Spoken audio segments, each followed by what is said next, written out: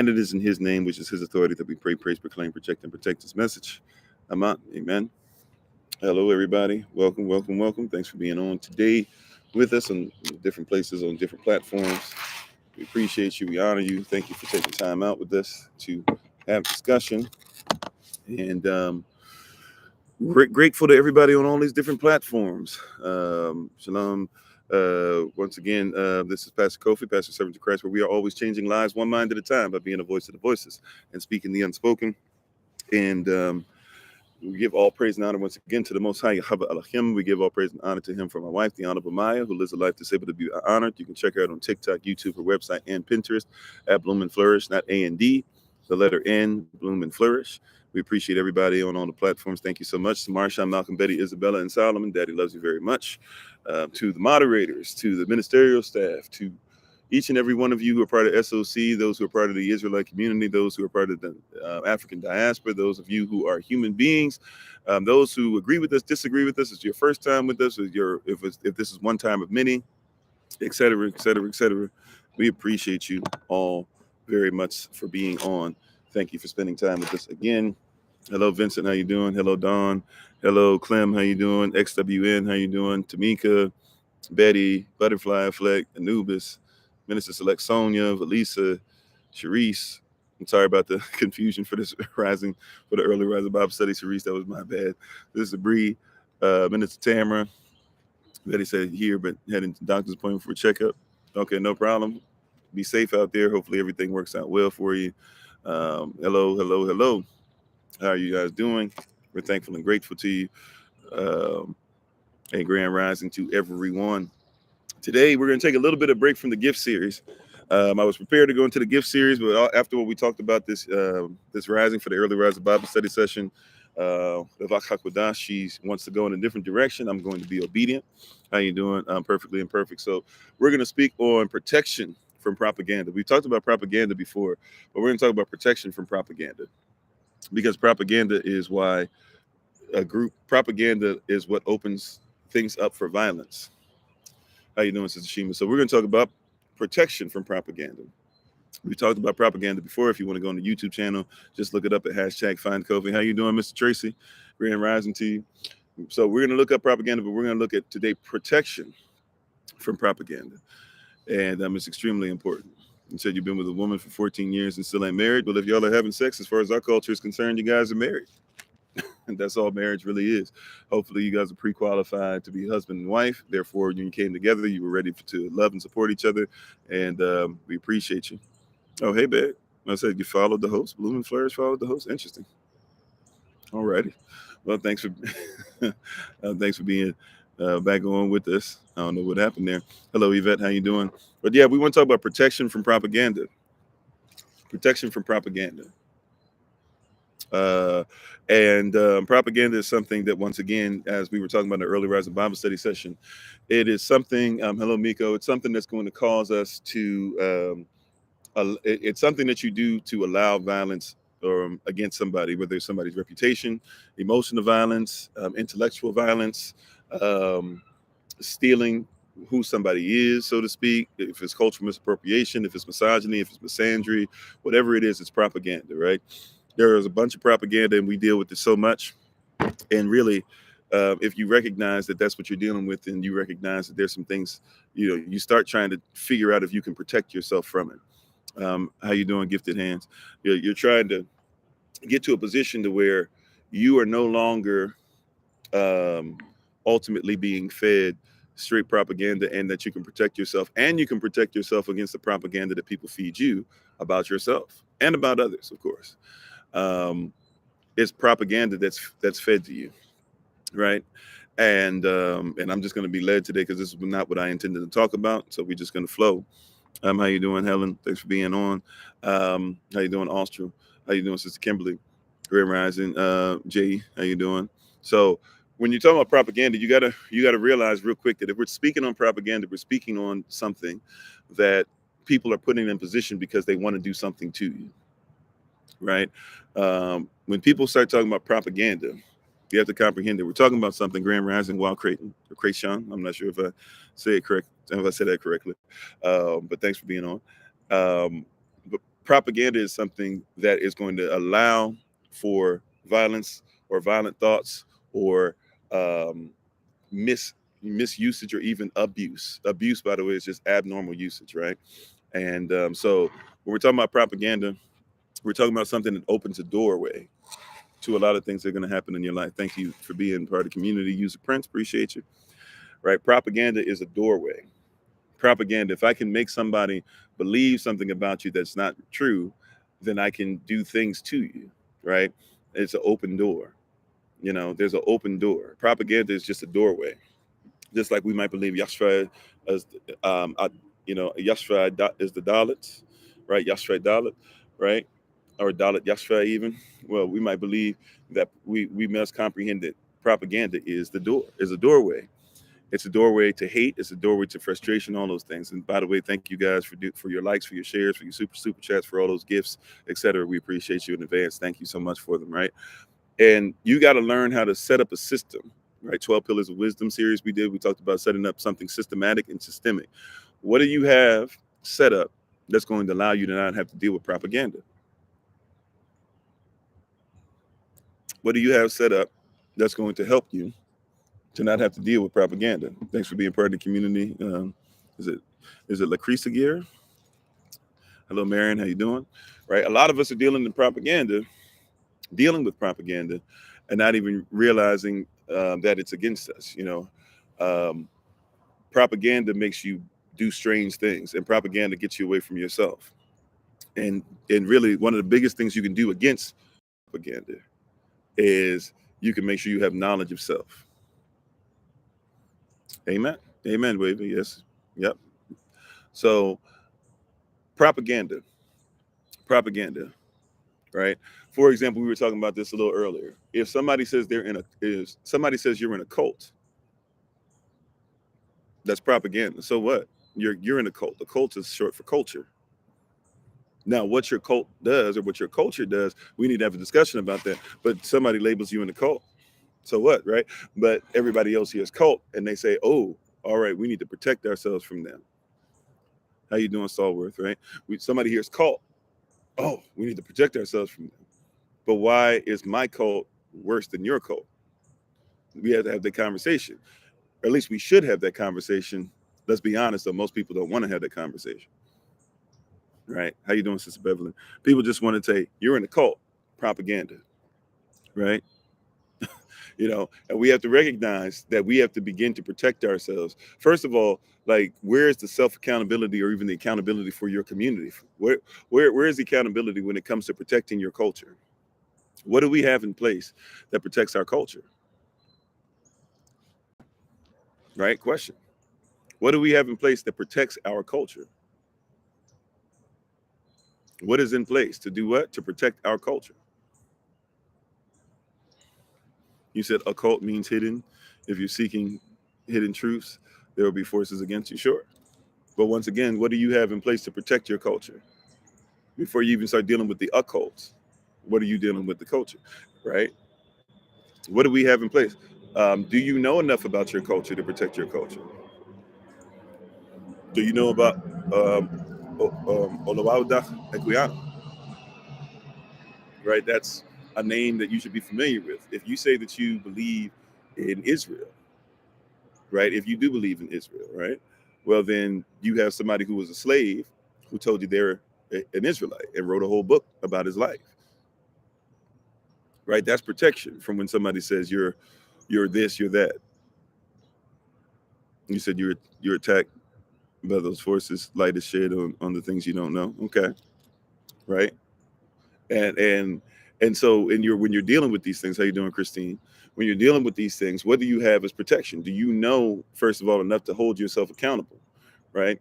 A lot of people are raised on propaganda, like your children. Those of you who still have your children go into public school, private school, whatever, you don't homeschool, right? They go to college, etc.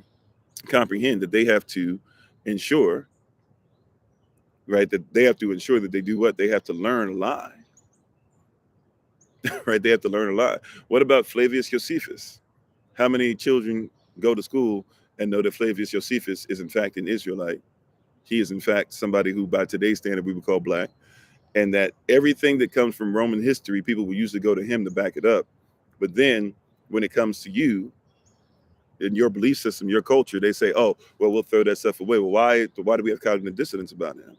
Right? You can protect yourself with the same person they try to use to protect their culture. Why not protect your culture with the same person? Right? And the person I was talking about, I'll try to spell it out because when I type things in the chat, it doesn't always come out so well. So, Olaudah Equiano, Olaudah.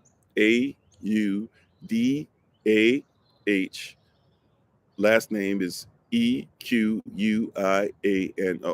First name Olaudah. Olaudah. Last name Equiano. Equiano. Right? But if you don't know yourself, then you will be messed up. If you don't know where you come from, you will be messed up. Right?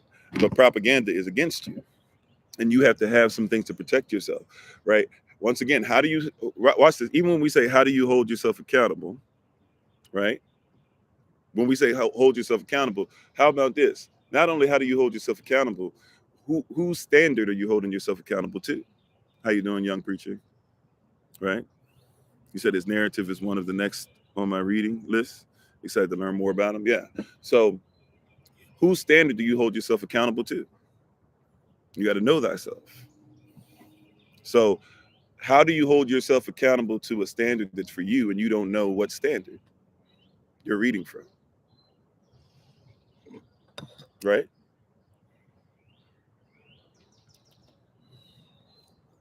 I believe in what this person says. Well, what did that person actually say? Do you even know their language when they wrote it?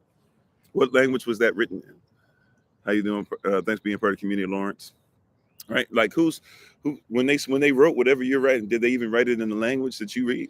Do you know how to do you know enough about the basics of the language that they wrote that you can actually read what they meant? Do you know about the culture? Interpretation is key. Look up Black's Law Dictionary. What does interpretation mean? Look up in Black's Law Dictionary, what does interpretation mean? Interpretation does not mean, oh, this is how I interpret it. That's not, if you're doing that, then you can't defend your culture because you're trying to say, this is what I want to do with it. No, this is how the culture, through the culture, interprets it. Right? Look up Black's Law Dictionary as far as interpretation. Interpretation cannot be done without you knowing who wrote it, when they wrote it, why they wrote it, where they wrote it, how they wrote it, what determined it, what was the culture going on, what was the situation at the time of their reading it. Right? It's like when people like to use biblical verses and use them all the time out of context. I can do all things, yet through Christ. Right? Not however you want to do it, through him. Right? I want to talk about the laws of the universe. Well, universe means a verse spoken sentence. How do we speak on these things without a single spoken sentence and figuring out who spoke the sentence? How do you have universal law? Laws protect rights. Laws don't give rights, but people keep marching because they're waiting because they want to create laws because they say that the laws will give them the rights. But you have rights already. You have unalienable rights. Laws protect rights. Stop looking for people to give you rights to do stuff when you already have rights. What you need to figure out is how does law give you or protect the rights that you already have. Thanks for being part of the community, Joy. Amen. Yeah, context is important. That's why we talk about contextual facts. A lot of people want to give you context. A lot of people want to give you facts, but people don't want to do contextual facts. If I ask you to give me the context to the fact, people are usually out of sort. If I ask people to give me the facts with the context, people usually don't know where to go. Don't just give me context, but don't give me any facts. And don't just give me facts, don't give me any context. This is why people are caught in this foolishness called Republican Democrat. Matter of fact, caught in this foolishness called American. Caught in this foolishness called an Englishman or Canadian or a Mexican or somebody who's Japanese or Chinese or Taiwanese or Vietnamese, wherever road you want to go, right? I'm Ghanaian. I'm Egyptian. I'm Sudanese. I'm this. I'm that. Those have nothing to do. Somebody drew those lines on the map and told you that's what you are, and you're still trying to get pride through what somebody else did to tear you down.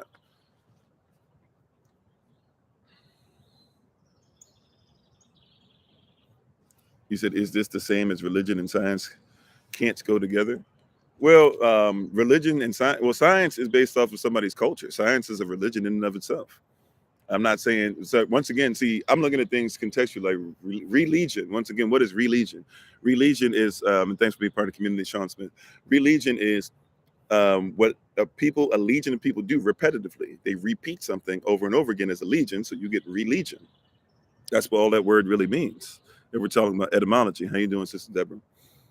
Right. So when you're talking to me about religion, then I need to figure out what you're doing as a legion. Everybody has religion, right? So science, like for example, why is it that somebody says that they have to violently stick something in your vein in order to heal you of something? That's part of somebody's religion, where they believe that elves literally would crawl in your skin, through those same veins. If you had itchy veins or something was going on, you were scratching yourself. Oh, there must be elves inside you. There's a reason why that's there,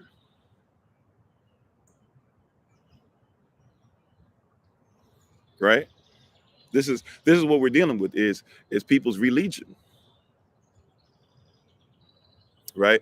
It's somebody's religion that's making you what it is that you have to be, right? Somebody says you have to believe exactly what I want you to believe. What is the standard that you want me to believe in? You said, what about sciences that actually do work, like broadcasting over the phone? Once again, science comes through religion. I didn't say science is not factual, right? You know, so science can be factual. I'm saying what people use for science. For example, what's the where does chemistry come from? Well, it all starts with hypothesis. Hypothesis just means if I do this, then this will happen. That's hypothesis, right? That's not, anybody can have a hypothesis. Children have hypothesis. If I clean my room, then I'll get dessert. They go through the scientific process and they do what they need to, and then they see if it's correct, and if they do, they come to a conclusion. We would call that we would call it a scientific breakdown, so to speak. We would call it an experiment written out. So when we get into this, once again, whose culture? Like, for example, once again, like I was saying, like if we're going to talk about the phones, nobody says that a telephone doesn't exist and can't exist, but we're not going to act like science is something that's not connected to culture as well, and that's propaganda. See, if we're not careful, we'll do this weird thing. Like as far as this, like for example, is there somebody who's black in the community? For example, let's do this. Let's do this social construct thing. Um, is there a black person who became the first black person in America to do brain surgery in the 1900s? Is that something that really happened? Let's deal like let's take the let's stop making it so mystical it's no longer practical. Is there somebody who became the first black person to do brain surgery in America in the 1900s? Right. Let's deal with how propaganda works. Let's make it real simple. Let's go to the social construct. Let's just go right to the heart of the matter, right? And how we should protect ourselves from it and know ourselves. Is that true? Can anybody help me on YouTube, on the podcast, on TikTok? Can anybody help me?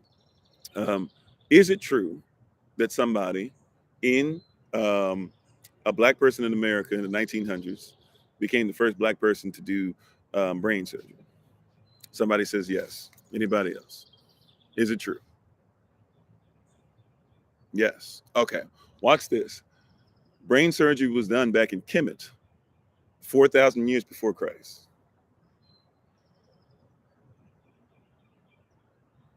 So if somebody says this is the first black person to do brain surgery, no, it's not.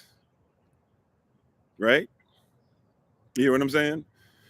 Somebody says the father of medicine is whoever the European cat is that they be talking about in the 1800s. Imhotep, father of medicine. Right? Propaganda.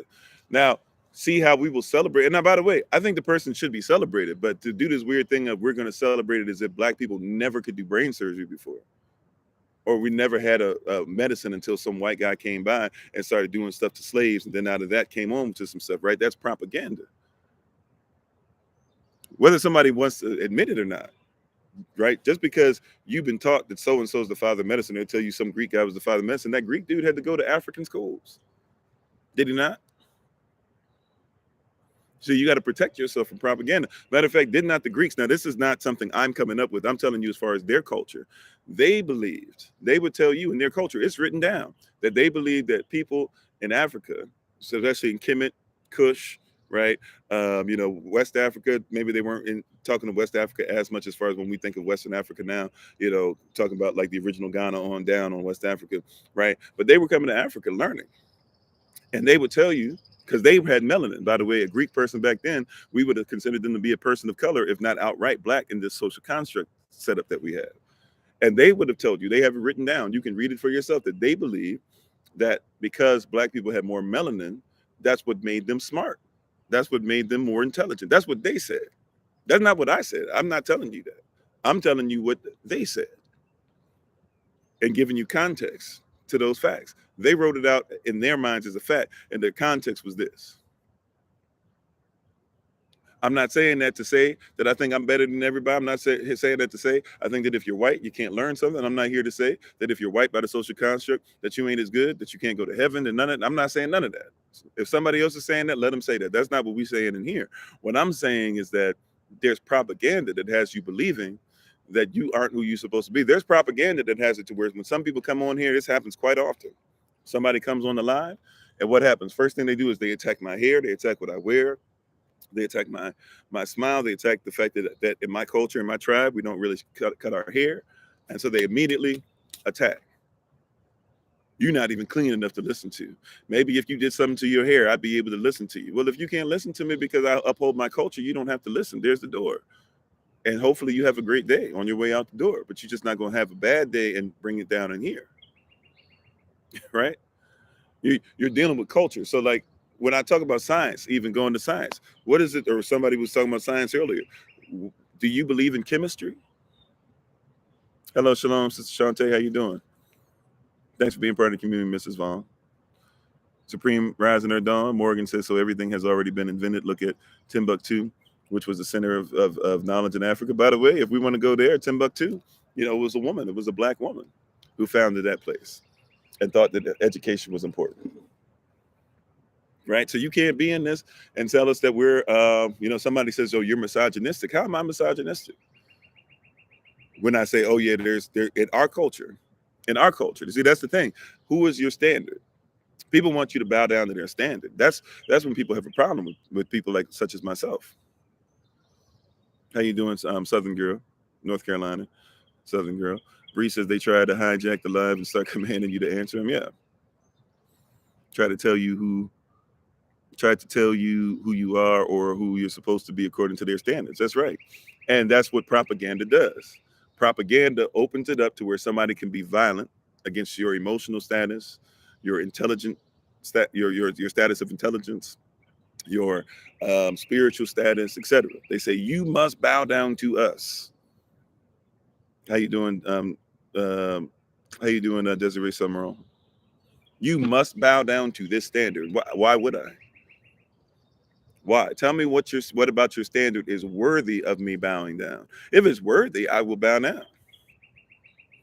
What about your standard says that it's worthy? So once again, going back to science, how you doing, Sister Irena? Once again, about your standard, right? About science. Once again, so somebody say, well, not all science is bad, blah, blah, this and that. Nobody said all science is bad. You didn't hear that come out of my mouth. You didn't see that in the comment section. Somebody gets upset, frustrated because I said science is religion. If you know what the word religion means, religion, it just means a legion of people that repetitively do the same thing. So if a bunch of people keep doing the same thing over and over again, calling it science, well, guess what? By definition, it would be religion. So you can be religiously scientific. You can religiously have a cup of coffee. You can religiously drink water in the rising. You can religiously sit down and do a live every rising at 8 a.m. Eastern New York time. How you doing, Prince? Right? We can religiously post stuff. Whatever it is, right? It's religiously done because a legion of people are repeating the process. That's all that's happening. There's a legion of people are repeating the process. How you doing, Pearl? Grand Rising to you. Right? A legion of people are repeating the process. That's it. And so what makes your religion better than mine becomes the question. People don't want to have that conversation. But you have religion just like I do. So the question is not the religion. The question is what makes your religion better than mine. That's why, according to the Constitution of the United States and the Constitution of the United States of America, two different ones, both of them state that your religion is more credible than the Constitution itself because you have unalienable rights. Before you were born, they believe you have rights. You say, isn't Scientology a type of religion? Yeah. Hello, Hotep, how you doing, King? Right? It's so they believe you have rights that before you were born, you have them. It's written down. It's constitutional. I don't care if you want to call yourself an American, a United States citizen, a non-citizen national, a Moor, a freedman, excuse me, all these different things. You have before you were born, you already had rights. Laws do not give rights. They what? They protect rights. So when it comes to science and we talk about chemistry, that's why we have to mention chemistry, because that's where chemistry came from. And Kemet, people of Kemet, they studied melanin. They have melanin crystals, right? They studied the pineal gland. All these things that you're just now getting into was already there. And what they did was you as a people, we as a diaspora, we educated everyone. However, one of the things that we didn't give to everyone was what? Culture. And that's where propaganda kicks in. How you doing, Henry? Because propaganda says that you had no culture. The problem is that we gave you some education without culture, and in your culture and in other people's culture, it was okay for them to eradicate each other. They eradicated you, enslaved you, told you you had no culture, and the things that they thought that was of any value, they said that it was them. However, because it's not theirs, they don't uphold it. Uh-oh, somebody not gonna like where this is headed, but we're gonna go ahead and keep it real. Moderators, be on your game today, because we're gonna keep this thing 100 today. Right? Yes, all in the meaning of words. Watch this. Watch this. Why do you think that the Sphinx and that the pyramids have been falling apart for hundreds of years now? Right? Why do you think that the pyramids and the Sphinx and other great, places that are there, right? Why do you think they've completely fallen apart? Or not completely, but they're starting to fall apart. Right? Somebody help me out with that. Help me. Why do you think that a Sphinx or pyramid or something else would fall apart? Something that great, that valuable. Why do you think that it would fall apart? Amen. My wife said it. It's because it's not theirs. He said, because we're not taking care of them well, true. Right? But because the people that are there, they're not Kemetic. If it's not mine, why would I take care of it? Look, I love all babies, right? And if I had the ability to, let's say I had the ability to take care of 1,000 children, right? Even if I took care of 1,000, the ones that are mine, I'm going to have a specific like mindset of and taking care of them. Why? Because they are my children. They came from me. They are my responsibility. I am accountable for them. Exactly. My wife said colonizers now live in Kemet. Now it's the upper class. Would it surprise you that the number one language in Kemet is not Kemetic? Isn't that surprising? Shouldn't that be something interesting to you that Kemetic people should speak Kemet, but they don't speak Kemet, but they speak French. French is the number two language, and then Arabic. And Arabic is a mix of many different things or whatever. Because Arabic originally, once again, propaganda, all Arabic used to mean is that you were somebody that traveled. You were nomadic. So my people are Arabic because they're nomadic. That's all the Arabic means. But because, and thanks for being part of the community, just letter. But but you, but you are doing those things. You can ask whatever you like, sure. But we have an issue with that because we've been taught propaganda. Arabic must mean these particular people who conquered a bunch of people and said this will be the religion, and therefore everybody has to do it. So this is what Arabic means. That's not what Arabic means. You said it's easier to dominate a people if they believe they haven't contributed to society, right? Which is why propaganda is used. And we need protection from propaganda. It starts with knowing yourself. Sister Rand said it's not there, so they don't see any value in what they actually went and gone forever with no trace. And by the way, we know tribes that actually exist still today that built the pyramids, and we'll tell you that they did such. But what do you hear on television? Well, you look at all these things on television or YouTube or whatever. We have no clue. Nobody knows how they did it. We know people who know how they did it. They're just not trying to share it with colonizers because colonizers mess things up. You said they're deconstructed to uncover the knowledge that's not theirs. You said, "Who are my people? Where do I come from?" That's a great question. I come from a lot of different places, and I can track mine because I actually know where my people came from. So, and not even through DNA. I'm talking about before all the DNA stuff came out, tests and everything. I actually know where I'm from. So I am Shwi. I am Ghanaian, not just Ghanaian from Ghana, but also Ghanaian from the original Ghana. I am therefore connected to Igbo, which used to be known as Hebo, and even before that, Ivrit, which comes from Ifrit, which comes from Afra. I am Yashtel. I am Kemet. I am Kush. I am Taino. I am Cherokee. Related to Choctaw, not Choctaw though, in all honesty, but am aware of that. I am Gullah. I am American by the original definition of an American, right? My mother and my father, if you're saying how did all these things come together, they come from different places. By the way, West Africa came by way, comes through the Jamaican place, right? The Jamaican connection. The Jamaican connection connects itself to the Taino connection. So even on that place, on my mother's side and my father's side is more like the Native American mixed with Yashdale.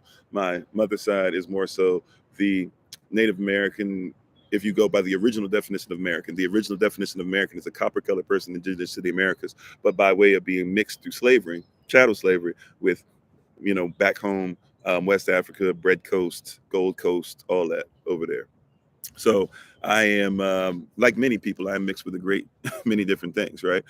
And therefore, when I learned about myself, I was able to get to a place, and really, I knew some of this stuff, but like a lot of immigrants don't necessarily want their children to step out 100% into their culture because it's looked at as bad. Like a lot of people who you would think would speak Spanish, their children don't really grow up learning Spanish because their parents don't really want them to learn Spanish. They want them to be as American as possible, just fit in. They give them very Eurocentric sounding names, to the point, and they don't want them to be thought of as, any kind of Central American, South American at all, right? So a lot of that's there.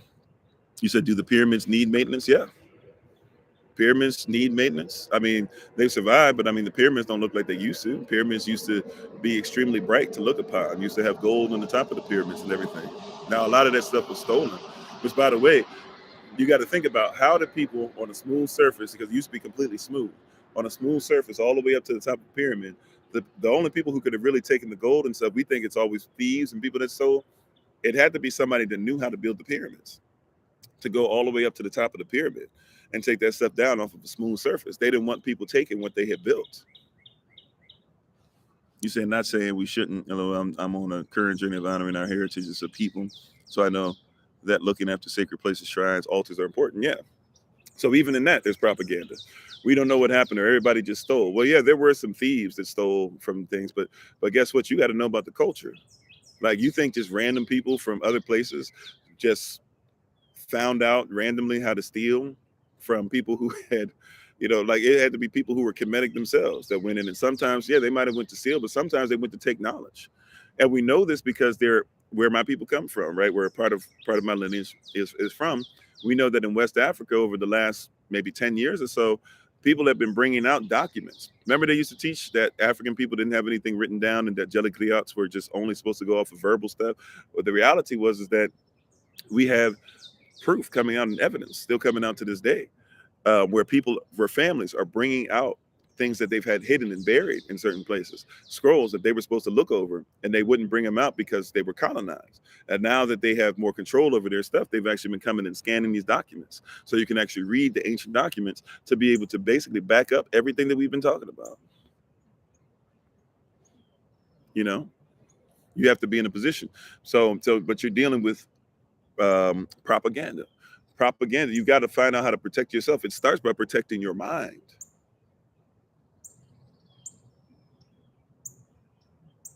Okay, I remember you saying you were Cherokee. I didn't remember you saying you were Gullah.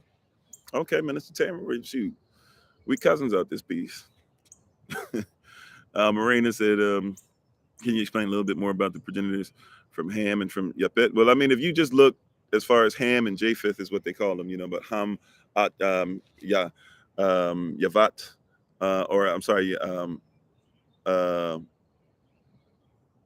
actually, I guess you said Yavat. Excuse me, I said Yavat, Yavat, um, or Japheth, what we call them now. You can see where they went. Japheth is where you get the Greeks. Japheth is where you get, just look at is it Genesis chapter 10, right? And look up Japheth after the flood or wherever, right? Start looking at this person begot this person and start looking at it with a concordance, and you'll see like you'll see that the Greeks come out of there, out of Japheth. You'll see that um, the Celtic people, we think that Celtic people are only in Ireland and in possibly partially Scotland, but really Ireland for the Celtic people went all the way from Africa, and this is not just biblical. I'm talking about in history, right? Celtic people went even his story, not just our story, his story, right? They'll tell you the Celtic people went all the way from Africa through Asia, went up through India and stuff, came all the way through like a lot of different countries and stuff and came up. So when we think Celtic, we only think one group of people who say we're Celtic, that's it. That's not how it works. And a lot of people, what's interesting is when you actually talk to a lot of Irish people, they will tell you, oh, well, we're not all Celtic and we don't all speak Celtic. That's just one language. This is one group. So they don't all even want to be Celtic. We just been taught, or Celtic pride, Celtic pride, people who are into basketball and stuff like that. We've been taught, oh, okay, these people who are not even really Irishmen, like they're Irishmen physically, but they don't know the culture of Irish. So they just said, well, all of us over here, we're Celtic, we're Irish. So we'll just say we're all Celtic. That's not how that works. You said you mentioned Igbo earlier as part of your bloodline. That's awesome. Because your grand, awesome, because my grand, I guess you're saying your grandfather something. How you doing, brother TJ? Right, but there's propaganda, right? But if you talk about ham, first of all, the word ham or ham, it means hot. So it's talking about the people that lived in heat. And if you look at Ham's sons, even in the Bible, it's going to tell you 4 names that you need to be aware of. Cush, South Sudan, Ethiopia, right? Eritrea, etc. Right? We could even go a little further south and a little further west, and a little further north. But those are the places that you start looking at. Then, right, and to this day, by the way, if you go to those places, if they consider beauty, their beauty standard, once again, their beauty standard is different. The darker you are, and I'm not saying this should be the only standard, I'm just telling you how culture begins to shape what you think about these things, right? So over there, they believe the darker that you are, the whiter your teeth are, and the blacker your gums are, the more attractive you are, besides the fact that they like women with shape. They like women that have some shape to them, right? But the shape is not even as important as the color of the skin. Now, I'm not saying that should be the only standard. I'm telling you that's that culture, right? Then who's the second son? Ham's second son is Kemet. And by the way, that matches up with the story of mankind. Because if you understand that basically Cush is England and Kemet is America, you'll find out that Cush came first, built pyramids first, had kings first, actually reigned over all these places first. And then Kemet later on would come, take what was there, take from their cousins, cross out their cousins' netures. You call them gods and deities because you speak another language and you're of another culture, but God and netures are not the same thing. So you talk about Rach and Osiris, Heru, Isis, all these names that'll pop up, right? Noon, etc. Imhotep, even who becomes deified and stuff like that later on. You gotta recognize that like these people, they had a whole different mindset as far as what a netur was versus what you think a netur is, or God is, right? A God is different than a netur. Nevertheless, though, Kemet came and crossed out all those things and said, we're Kush now. We're the people who started everything. And isn't that interesting? Even amongst our own people, we always start with Kush first. I mean, sorry, we always start with Kemet first. We don't even mention Kush, but Kush came first. And by the way, we know this. We know that if you look at the history of things, when things were built, when civilization came into existence and stuff like that, as far as if you don't believe in the Bible and you believe that civilization just randomly evolved and all this stuff, well, fine. Even in that, your timeline still says Kush came first, up the Nile, which you would call south, up the Nile River, And then more down the Nile River, which you would call north, then Kemet started coming to an existence after they took from their own big brother, right? So the propaganda is different. Yeah, Queen Scotta is not from is from Africa, not Ireland. Amen. Yeah, Miss Mac. And Bree says actually there are dark skinned, blue-eyed Celtic people, of course.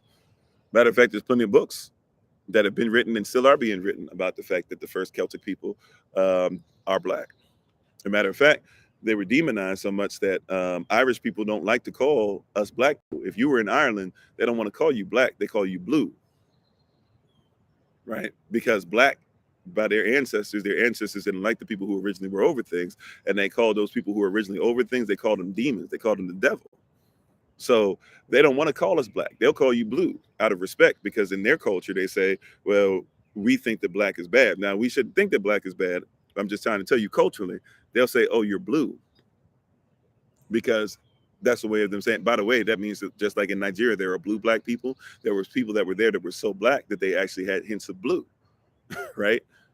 They had so much color and so much richness in them and so much melanin that actually blue used to come out when the sun was out. Or when the light would shine in the dark, you would actually see the blueness, the blue tint off of them. You said, am I familiar with the lost books of the Bible? If you say lost books, if you're talking about just outside the 66 books, sure.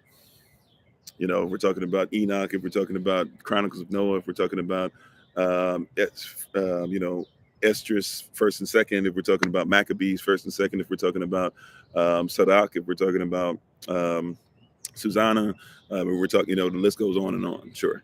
You know, some people call it Jasher instead of Yashar, but you know, all these different things. Yeah, we're aware of those things, definitely.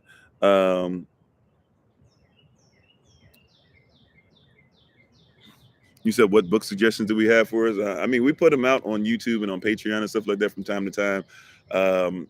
It depends on where you are. There's so many. uh, you know, I usually just give out authors more so than books. You know, if you're talking about just overall, I always say you got to start off with not just one book, not just only the Miseducation of the American Negro, but anything written by Dr. Carter G. Woodson. That's kind of like should be your Genesis experience, if you will. But you know, look at Dr. Cloud Anderson, look at Dr. Joy DeGroy. Make sure that you peep Frederick Douglass, of course. Look at speeches of Sojourner Truth. Look at the history of Harriet Tubman, of course. Make sure that you're looking at Dr. Amos Wilson. Make sure you're looking at Dr. Francis Cress Welsing. You know, the list goes on and on and on and on. You know, obviously, wow.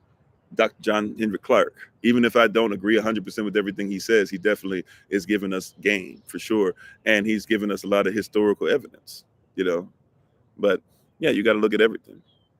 You said, what is God to me? God is a Germanic deity. Like somebody says, Godspeed, good speed, guten Tag, good day. God is good, and all the time God is good. God is a Germanic deity. Before there was a such thing as God, there was Elohim, and so God to me is something that's foreign. I get what a lot of people mean by it, but they might mean well, but it's not correct. I go by Elohim. I try to go back by the most ancient that I can at all times. How you doing, Sister Ro? Thanks for being on with us. And Red Hair, thanks for being on with us. Sister Kimberly, I see you on. Thank you for being on with us. You said there are also the red as well. What, the red people? The red as well? I'm not sure what we're saying with the red as well. I might have missed it. Thanks for being part of the community, Ron. Gentle says, isn't there mention of blue beings in Sumeria and ancient Hindu? I mean, well, yeah, but if we honest about it, like whether you're talking about the Bible or whether you're talking about, you know, what people would call secular or whatever, you're dealing with an idea, a thought process, what a lot of people call Pangea. The world was all together. It used to look a lot different. Don't forget that India, Australia, Africa, Iraq, all these places, they used to basically be connected to each other. South America was on the west end. They were all connected. So, you know, when you have a center point, right, all these people come out. And even if you want to talk about the flood, it was still a center point, and all these people come out from the same place. And then when you get to Avra's son, or who we call Hebrew son, Palag or Peleg, when you look at that, his name basically means separation, because the earth separated. It says that the earth separated when he was born, so they named him Peleg or Palag, right? So we know what these terms are. We know what they mean, or maybe we don't because we don't know the culture. But propaganda tells us that these things are different. But propaganda is what gets us to be on God rather than to talk about Elohim.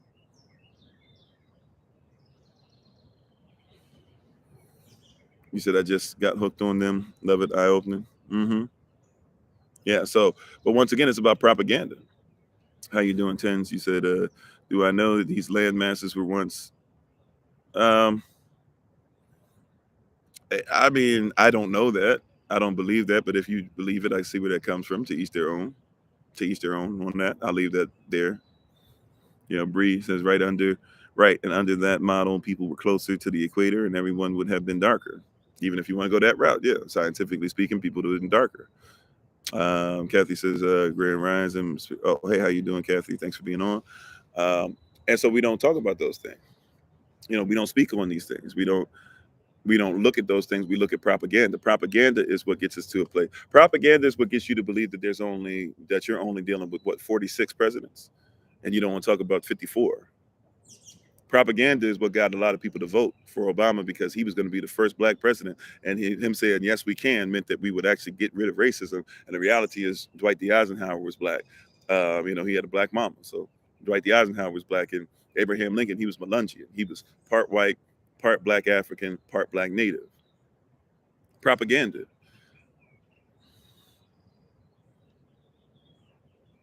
Deuce says that God thing is played out. Every culture and people mention their creator in their natural tongue way before English. Well, yeah, that, but everybody doesn't say that it's the same anyways. Right. So even in that, like to say that, that's like me being like, well, I say, I believe in the pineal gland, right? The pineal gland is what's doing this or whatever, right? And somebody says, well, you call it the third eye. Well, I mean, yeah, we could say it's the third eye is the pineal gland in a sense, but when a Kemetic person said third eye, they actually meant pineal gland. They knew what that was. Right? Somebody else, if they say third eye, they're going to try and put something in their culture in place of that third eye. So you get all types of interesting stuff and dialogue that comes out, sure, but that's not the interpretation. Remember, there's always going to only be one interpretation. This is why propaganda lives. There's only one interpretation. There can be many applications of anything, but there's only one interpretation. If we're not going to interpret it right, you can't apply it right. And if it was just as simple as everybody should accept everybody's stuff. It's like this. Here's another thing: propaganda, right? Why is it that people say live your truth, or people say all truths matter and stuff like that, or everybody's truth should be heard? If everybody has a truth, there is no truth. That's propaganda. Yeah, there were 5 before Obama. Yeah, so there's other ones even that exist before George Washington. We can talk about as well too, right? You said we are all the same blood. We are all relations. Our skin. Our skin only reflects our recent ancestors. Okay. But my skin is part of who I am. And so if you have white skin, that's great. I honor every part of you, including your white skin. If that's the social construct, by the way, nobody has white skin, right? But you know what I'm saying? Because the color white just means, basically bright or clear, right? So nobody really has white skin. But yeah, we have brothers and sisters that by the social construct could be considered to be white, sure. And when they say that I have no problem with you and I love every part of you, including your hair and your skin as well, and you can love every part of me, including your hair and your skin as well, then we should be able to get along. Shouldn't be a problem, right? I don't do the whole I don't see color thing because if you don't see color, you don't see me. I should love every you know what? Um, I comprehend the pine tree because I comprehend how it looks. I comprehend how it's different. I comprehend what I need from it because of the look. I comprehend what kind of tea I can make from it. I comprehend if I can even chew the needle, so to speak, the vegetation, all those things because of what it looks like. But if I see a vine and that vine has some weird stuff going on, that might be poisonous, even if it's attached to the pine tree. And so just because it's attached to the same thing, eating from the same nutrients doesn't mean that I shouldn't know the difference between the two. By the way, even if it's poison, I can still cook it and cook some things out and still be able to have it be edible. Just because I say something is different doesn't mean that I don't respect it, love it, can't eat from it, etc. That's propaganda.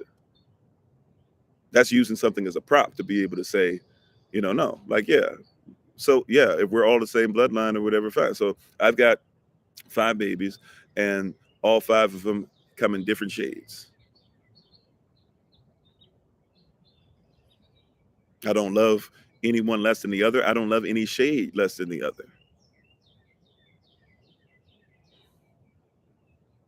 Or let me say it like this, right? I don't love any of them. Matter of fact, let me just say it like this, because people do this weird unconditional love thing. Let's speak truth, right? I don't I don't love any of them the same. I can't love any of them the same because they're all different people. And so when I'm speaking to baby girl, there's a little that right, and she's dealing with different things in the social construct and everything, because baby girl might have a little darker skin than the other one that might have a little lighter skin. Or I'm dealing with baby boy who's sitting up there and listening to YouTube stuff, trying to play games, and on YouTube he's learning through YouTube videos. Just trying to play a game or watching somebody play a game, he will start learning stuff like, oh, I must be half white because I come in a different shade. But the older one is dark, and he know out here he just considered to be black. That's all in the same house, and I've got to love all of them where they are, to be able to teach all of them that they all function together as a family. Out there they might be trying to separate them, but in here we don't separate off of color. We love every single person individually. It's a different mindset. You said the imps are up today. Right? So just because we share blood doesn't mean that we shouldn't love shade or shades. Just because we share blood doesn't mean that color shouldn't matter at all. Yeah, I hear you, Native, but Manifest Destiny did a lot, right? So people come on, man, you know what? Well, we're all different colors, and blah blah, and we share the same blood. Well, I mean, do you? Because if you needed blood and you're I don't know what goes with what, right? But if I'm O positive and you O negative, it's probably not gonna work, right? It doesn't mean that I love you any less, but we're different enough, right? Like there's this weird thing. Like people are trying to act like everybody's equal. Equality is a myth. Equality is propaganda.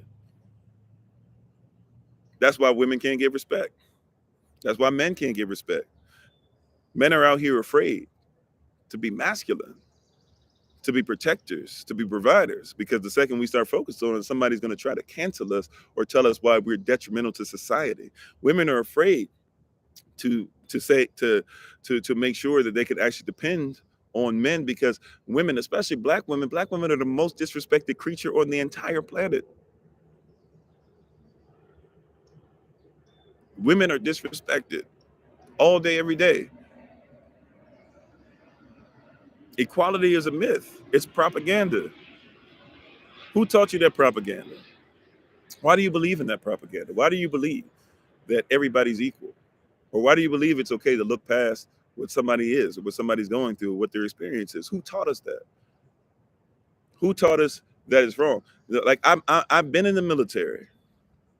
You said many dysfunction or many distinction from other bloodlines is not disrespect, it's truth, right? Like who I've been in the military, and I hear all these people say, when I was in the military I didn't see nothing but green. That's not the case at all. I came in there, it was like being in prison. Hispanics were over there, whites were over here, black. I'm not saying everybody did that, but let's keep it 100. Like that's how it worked. And even though one of my best friends in the military was, by the social construct, he would have been called white. When the rubber met the road, he was over there and I was over here, even if we didn't want to be, because there's a system. The system has propaganda as part of it. You said because the right of a human is to be free. Sure. We should all be free to be ourselves. And we should all have love for being free to be ourselves. My wife is free to be herself. See, the second that I realized equality was a myth, my wife was able to do greater things, and I was able to have greater things because she was able to be in her gift and her calling, and she was able to call shots and to lay down the law in the house, and I would follow certain laws. Why? Because she needed to feel secure enough to be herself. Woman's number one need is to feel secure. A man's number one need is to be respected or heard. And the second that we stopped trying to be equal on this thing, and we started saying we're going to actually allow each other to be who we're supposed to be, man, not only did our marriage get better as far as the fruit from our marriage, right? But also, like, business picked up and we began to talk to more people. We began to travel even more, right? Was I comfortable in that situation? I'm comfortable in the situation right now. You talking about what with my wife? Not being equal, of course. I'm comfortable right now. Right now, my wife makes decisions for the stuff that we do around the world just as much as I do. Matter of fact, I go through my wife when I make decisions. I make sure she's aware of it, and she does the same thing for me. Even if we feel like the other, like we sometimes be looking at the other person like, "Why are you telling me this?" Yeah, just go do it. It's respect because she might see something from the position that she's in that I can't see. You said then we're equal. No, we're not. I can't give birth. I mean, you're doing well, gentle, right? You're trying to push me into a corner. I see what you're doing, and I appreciate it, right? We should try every spirit by the spirit, right? You said we share power and respect, sure. Okay, watch this. My wife, she takes care of bills. I don't really worry about them. I make sure that finances come in. It's not my responsibility though. She's accountable. She makes sure I know what's going on because at some point I might need to do it, right? By the way, equally yoked, even when we use that term, equally yoked, right? So equally yoked. I'm sorry, my wife right here. She said equality is a myth. Does he like everyone he meets equally? Yeah. See. So let me go a little deeper into it, right? Equally yoked. When two people are equally yoked, it doesn't mean, right? Because that comes from a mindset of animals. Yeah, teamwork makes the dream work. It doesn't mean we're equal. Like if you're equally yoked, the yoke is equal. The thing that yokes you together is equal, but you're not equal. It didn't say you were equal, so you were yoked. It said you were equally yoked, right? Those of you who've seen this, right? Like I've been back, when you go back to Africa and you see these oxen, and you'll see them, and you'll see that these oxen are different sizes, and they're different colors, and they have different strengths. But what they do when they yoke two oxen together is this: you have one oxen that's old, right, and is wise, and he knows the calls of the master, but he might not be as strong anymore. What they do is they yoke that oxen to another oxen that might not know the calls and might not be as wise, but has the strength. You put those two ox together, yoked together, and therefore, if the oxen who has the strength starts freaking out, the one that's wise says, "Nope, we're gonna go ahead," or at least knows the call and everything. He says, "No," he or she, right? We say, "Nope, we're gonna do this. This is what the call is. This is what the master's saying. We're gonna do what he says, right? This is how you go this way. This is how you go that way. This call means left. This call means right. If he does this with his hand, this is what you do, right? This is when you can eat out his hand. This is when you do." Like he's teaching the other one, but the oxen who has the wisdom might not be able to pull something in the right way. So the one that has more strength says, "Hey, go ahead. You can take a load off for a minute, or you don't have to put as much effort into it. I got you. We're gonna move this way. I'm gonna pull it on me. I don't know what the call is, but if you're telling me we're supposed to go that way, I'm gonna make sure that I pull it together." That's being equally yoked. Equally yoked does not mean that we are equal. Equally yoked means there is something that we both believe in that is one, right? And that one thing, we're both equally yoked to it. We're both tied into it the same amount, but we are not equal, right? This thing ain't 50-50 even, right? Well, some people would call it's 50-50. Some people would say it's not 50-50, it's 100-100. Either way, we're both going to be in this as much as possible.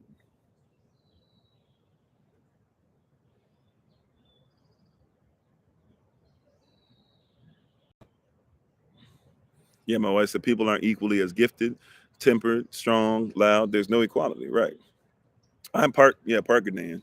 Yeah, I'm Parkinand, right? Which is why opposites attract. So when we're going through this, no, there's no two people that are equal, right? There's no two people that are equal. Equality is a myth. This is why people are sitting up there. Well, men or women too. No, you can be a trans. Look, if you want to be a trans woman, be a trans woman, right? If you want to have your own bathroom, say have your own bathroom. If you want to have your own sports, have your own sports, right? If you want to be treated as a human being, we should treat you as a human being. We shouldn't let you starve or cuss you out or hit you because you don't happen to do what we say do. That's foolish, right? But I'm not going to have you sit up here and tell you that my wife, who is a woman, and says that she feels disrespected, or other women who say they feel disrespected, or you get to say that, hey, we go through the same struggle together as sisters. Why aren't we sisters? That if that woman looks at you and says, I don't mind supporting you, but I don't want you to ever disrespect what I'm going through. It's like if somebody says LGBTQ plus, you as a black person, you should support everything that they go through. You're black, they're LGBTQ, they're a minority just like you're a minority. Wait a minute, right? We can work together and make the main thing, but we're not going to do this weird thing where it's like you're equal to me and I'm equal to you. By the way, I don't know your struggle either. You know, yeah, don't join the women's swim team and stuff. I don't know your struggle either, so I'm not gonna pretend to act like it. Like when people say stuff to me, one of the things I always say is, "Look, I can't pretend to know you're hurt." If somebody says they lost somebody, I'd be like, "Man, you know what? I'm not gonna be this dude to tell you that. Just get over it. The Most High is with you. It'll get better. I know what you're going through. I don't know what you're going through." Right? Empathy starts with admitting that you're not equal. Empathy starts with it, at least admitting that you're not equal. I'm sorry, you said hi. What was the first language? Um, I'm not 100% sure. I'm not 100% sure. We know what some of the first languages were, and we know that some of these words that are still spoken today are from said first language, but we're not 100% sure. And just by the way, because language was scattered, right, and people were chosen or were began to speak different languages, doesn't mean that the first language is still not intact somewhere. What is the first language that somebody wants me to say? It is. I don't know what that is. I'm sorry. Ho Chunk says when bowl/stem are joined, the chanupa pipe is combined, make male female joined as one. Yeah, right. Like the Ankh principle, same kind of thing. Yeah, one body but different members. Yeah, sure. No, I said hold up. Being a woman is special and particular to those born as a biological woman. Right. Equality is not ideal. I don't need what others may need. Equity is ideal. Hmm. Or equality. Equality in its base form is supposed to level us on an ideological plane. Yeah, but what is an ideal? IDEAL. What is that?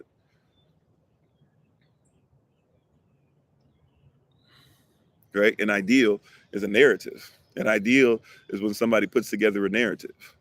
That's all an ideal is. An ideal doesn't have to be factual at all. So I'm not worried about being idealistic in any way, shape, or form. I'm trying to make sure we have an idea. An idea is based off of fact and context. An ideal can be have facts without context and have context without facts. All it means is somebody, an ideal says, hey, color doesn't matter, right? But then you say that, but then when we go outside, you like the pink rose or the red rose.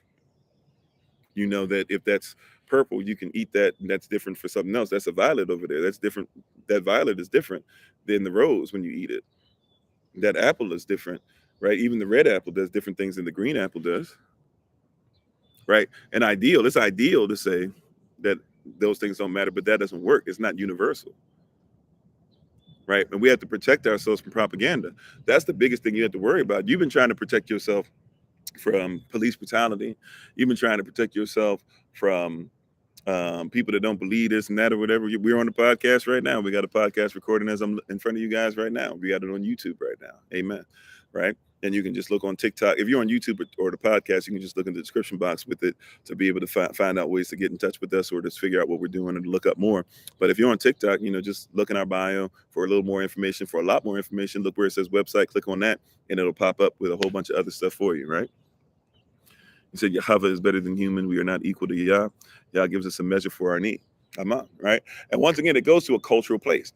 If you're going to protect yourself from propaganda, you've got to first recognize the culture, right? If you're going to go to a cultural place, you must first recognize the culture. If you're going to protect the culture from propaganda, then what is the culture? And we keep trying to argue these things through somebody else's lens. My wife says everyone deserves respect and to be able to live. But that doesn't mean oppressing others' opinions. Yeah. So we try not to oppress somebody's opinion. I'm reading what people say, whether I agree with it or not. We read it, we discuss it, right? Some people outright try to crush it. I don't think anybody's really done that today, at least as far as I have. I know the moderators have been a little busy today, so I might not have seen some. But we're trying to get to a position and to a place to where we recognize like that there's a culture that's never been represented correct. We talk about these things all the time, right? Barashit. Even me. People will talk about the Bible. They want to argue the Bible with me. If you can't tell me about a shit, we've already got to can't really address the rest because you don't even know what the first word of it says, right? We talk about the original language. What's the original language? What's the original first word of Tanakh or the Torah, the Bible? What's the original first word? It's Barashit. If you don't even know what I'm saying, you got a problem. You said the Great Law of Peace included the matriarch where the U.S. left it out when we taught them about it. Yeah, and that depends on too which tribe and all that stuff as well. But yeah, that all languages get untwisted and untangled, put back together as one language. Yeah, kind of. A language represents a culture,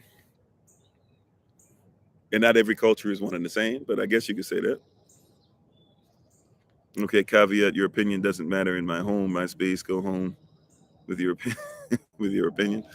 I mean, well, that's true too.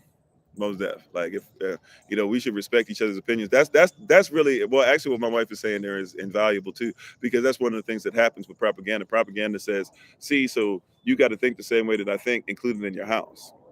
And so, like, people get in trouble in their home for having their own opinion or doing different things. You said in which Bible there's a few different versions. Well, yeah, there are a lot of versions. So why not go back to Paleo? Why not go back to what we know? We know that the first four versions, even, or really the original, so it's not a version, the original, and then the next three versions, we know that were written originally in Afta, or what you now call Hebrew. Why not go back and learn that so that you can actually know? And by the way, even in modern Hebrew, which is a mix of Hebrew, a little bit of Hebrew, more German, and definitely way more Yiddish and stuff, but go back and even look at what they say the first word of the Bible is. They say the same thing. You said why not go back to Sumerian? Because even when we talk about Sumerian and these things or whatever, we act like because the Tanakh, the Torah, wasn't written yet, we act like there therefore was no such thing as any proof or evidence that these words didn't exist. They still use things like Elohim, and they made a difference between Elohim and their deities. So they knew of it. So to act like this is something that's new, right? Even if we go back there, let's go back holistically. The word holy means to be whole, Wholy. Put a W before that H. Be whole in it. Be holy. Be one. Be Aleph. Right? Be Aleph in it. Said, did I see the post apology to the First Nations for their atrocities committed against natives? I remember reading about it like vaguely. So yeah, but I mean, a lot of people have apologies to First Nations and stuff, and they ain't doing nothing though. But it's interesting, like when people say which Bible, which version. I mean, yeah, okay, learn as close to the original as possible. And if you want to talk about even Sumerian, then don't discount what's in the Sumerian as far as the culture still. The culture didn't go somewhere. Even the mother, father, God principle that people try to use where they take from Genesis 3 and they twist it. Like that's something that existed, that Genesis 3 part, right? That Genesis 3 part existed way before Moses even was born. Thousands of years before Moses. Right? And people stole that and started doing weird things with it, right? Ishtar, which is why people do Easter to this day. Ishtar ain't nothing but a remnant of that. And so if you're talking about Kemet, Assyria, Babylon, whichever way we want to go, Sumerian, they're talking about the same thing. We're still keeping the same context. How you doing, Skino? We're still talking about the same thing. But once again, how do you protect yourself from propaganda if you're not aware of that? We're having a cultural conversation.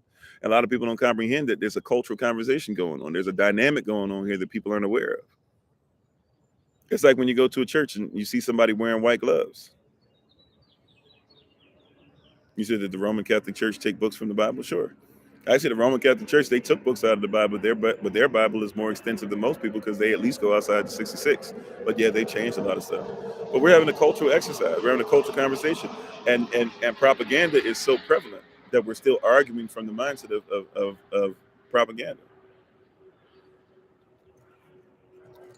You said you hate organized religion, but you're a fan of religion. Well, once again, religion just means what people repetitively do as allegiance. So whether you do it with other people in person or you do it somewhere else, you're still religious. So that's fine. I'm not going off of everybody else's definitions.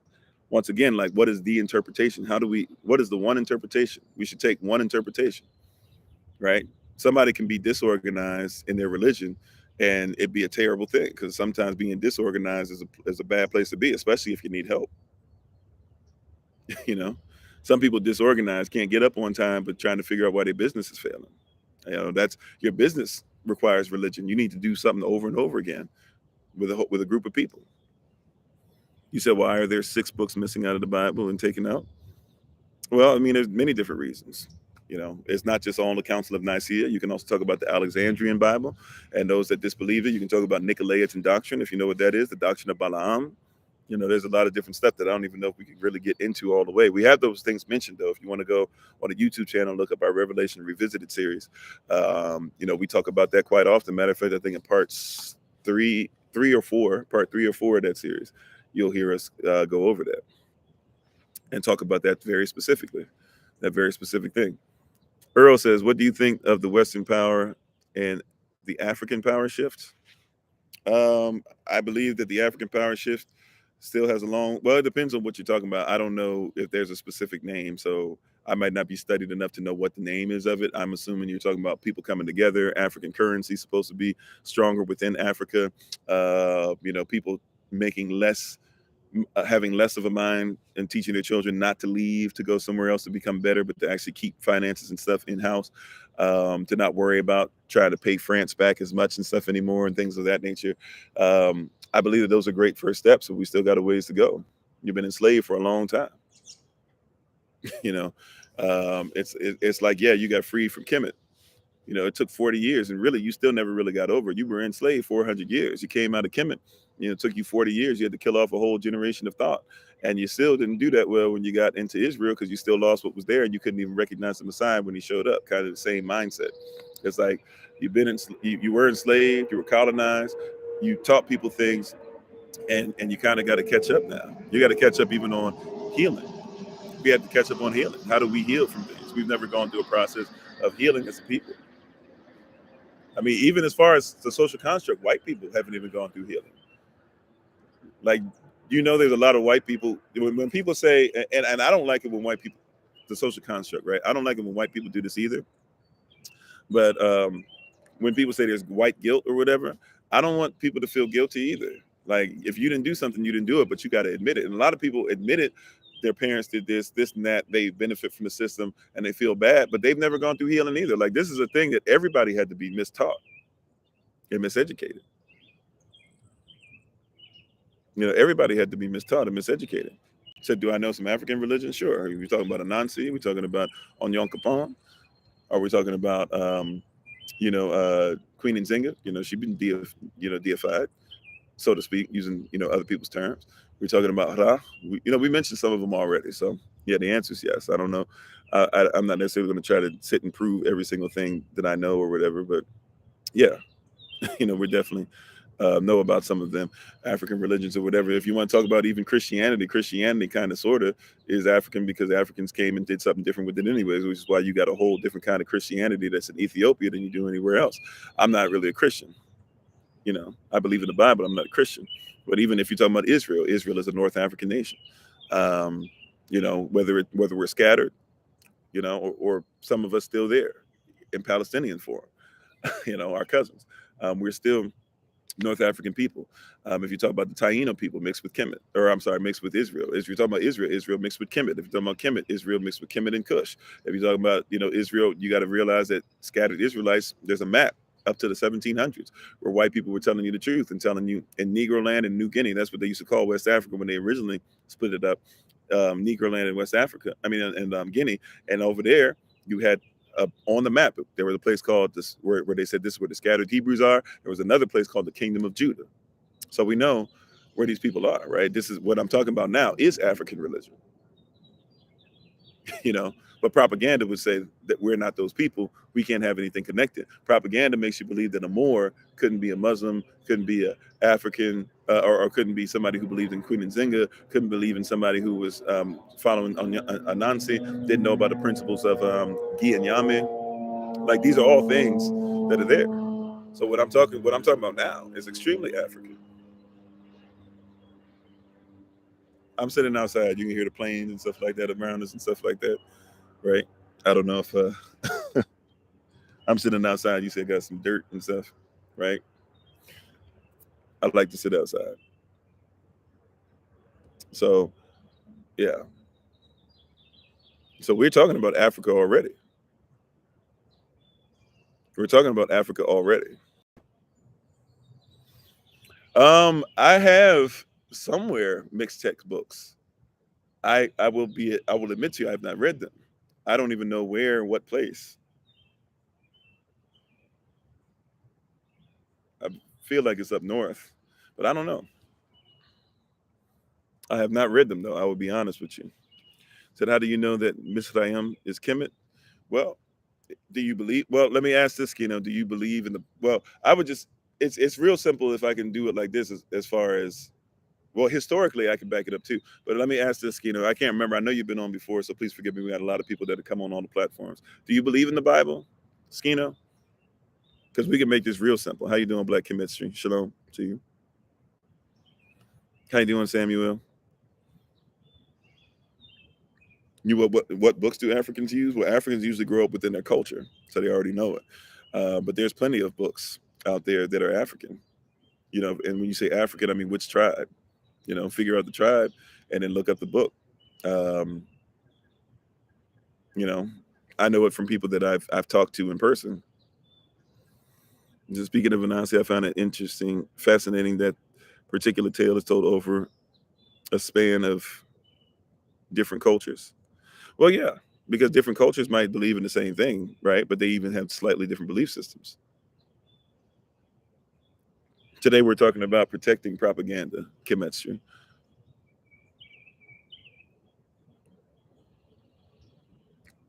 Skino, you said you certainly believe in the Tanakh or the Torah. Okay, so let's do it like this, right? When you ask the question, what was the question again? Oh, how do we know that Misraim is mixed with Kemet? Well, who is Joseph married into? When we talk about Israel, so we can make this real short and sweet. Not coming at you. I'm just saying we don't even have to take that long to do it, right? Who is Joseph, the 11th son, the 11th tribe, right? I don't know. I don't think he's the 11th child, right? Because Dinah's in there too, so probably the 12th child, but the 11th son, right? Who is the 11th son of Israel? Is Joseph. Who is Joseph married into? And by the way, these names pop up again in Revelation, right? And throughout the Bible. So we know that these sons' names are of value, right? But you have Manasseh and Ephraim that come from Joseph's marriage into Kemet. He was made second in all commanding Kemet, right? So Joseph's tribe is Kemetic. However, if we get past that, once they go and they put the blood over the doorpost, was that only to put the blood over the doorpost? No, it was Kemetic people too, right? And so right, so because part of what was going on that was so terrible at that whole story is you have basically a genocide going on amongst family. Now, some people in Kemet figured that they were distant enough cousins that they didn't consider. That's why the Pharaoh says, if you remember, when the Pharaoh comes in and enslaves the Israelites, he says, I don't recognize the pact with Joseph or Joseph's blood, basically, because they're not us. So they were Kemetic, but they were like, we ain't really close like that. We don't really have the blood ties that they have. So they enslaved them because they said that they're becoming too much. Israel was. But when Israel left Kemet, right, not only did Israelites put the blood over the doorpost, so did people of Kemet. And a lot of people of Kemet left out with them. And over 40 years in the wilderness mixed together and then lived together in the land of Canaan, which became the land of Yashtel, or land of Israel. So it's not, if we believe in the Bible or the Tanakh, the Torah, it's not that hard to see the connection. And by the way, let's not forget, not only historically speaking, can we back this up as far as his story, but also in our story, right? We can back up the fact that there were times where Babylon or others would try to come and fight against Israel, and who came to our defense? Believe it or not, it was Kemet and Cush. And it also talks about how we would go over to West Africa way before Christ, not just when we were scattered. Way before Christ, people would come over to West Africa when things got real tough. We would either run, people would run to Kemet, they would run to Cush, or they would run to West Africa. You said the Vatican said they would repatriate your books, Mayan knowledge. A compendium of human knowledge. Okay, cool. Said, if Elohim hadn't hardened the Pharaoh's heart, okay, I must have missed the first part. America had the Anansi, also had the spider net you. Okay. Well, he said, I will allow Pharaoh's heart to harden. He didn't say I'm going to harden his heart. He basically said, if you read it once again, like if you read it in the context, if you read it in the language, he said, I'm going to allow his heart to harden. Pharaoh had free will. Pharaoh's heart was already hardened, but he said, I'm going to allow it to harden. I'm going to let it get harder and harder and harder and harder to a point because he's omnipresent. He already knew what's going to happen. He was in tomorrow while he was talking to us today, so to speak. Right. So, but once again, we're talking about protecting ourselves from propaganda. Right. We're talking about protecting ourselves from propaganda, and we keep speaking through the propaganda. If we're not careful, we keep trying to correct the propaganda through the lens of the propaganda. Right? Somebody says, I'm going to just use God no matter what. Well, that's propaganda. There was no such thing as God when the Bible was written. That hurts somebody's heart, because I'm not saying that there's no spiritual person um, who didn't create the heaven and earth. You hear me say that, you think, oh, so he's saying he doesn't believe in God. I don't, right, or believe in the spirit. I believe in Elohim, and Elohim is different than God. It's like in your Bible, right? We talked about this stuff over and over again, but let's talk about this some more, right? Um, it's like we have a class on Hebrew, but there's tons of stuff, look on Hebrew. Even in modern Hebrew, there's a guy, if you Google a name, just Google like the name Dutch Irish or Dutch Uncle John or something like that, and it'll be a white guy popping up in modern Hebrew. But listen to him. He'll tell you about a lot of these same things and principles, even if he's using modern Hebrew. He's going to tell you about the same principles because the principles are universal. You said, wow, someone who thinks he knows everything. No, I think I know what I'm talking about. Somebody who's listened for 5 seconds and literally thinks that I know everything is somebody who obviously thinks they know everything. But thanks for being on. Looks like somebody already got to you. You already blocked. Right? You said you're God in flesh. I mean, if that's your belief system, you uphold your belief system. I don't believe in God. God is a Germanic deity. Now, if you're talking about the Afrocentric principle, at least I would think you would say you're a nature in flesh. Right? Or if you're talking about an African principle, you would say like, I am the son of Elohim, therefore I am like Elohim, or I am lower Elohims. Right? But it doesn't really translate, so like even when people say that, like this is what I'm saying, there's dishonesty in it, right? Not saying on your part, right? I'm just saying dishonesty even when the Bible was written. So I like the King James Version, for example, but I'm not like, it's still a version. It's still not something that you really can translate, and therefore it becomes extremely difficult to interpret. How you doing, Jerome? Thanks for being with us today. Right? It becomes extremely difficult to have these conversations a lot of times because once again, we're looking through propaganda. So for example, how many of you believe in the firmament? Let me just, some of you already know where we're going, right? But how many of you believe in the firmament? How many of you believe that there's a firmament? Just a quick question, right? Like, how many people believe in the firmament? Right? We're going to talk about how culture will mess you up. Okay. So got a couple people saying I do. You said flat earth stuff. If you want to go there, sure. Right? If you want to go there. But that's not what I'm not going into all that right now.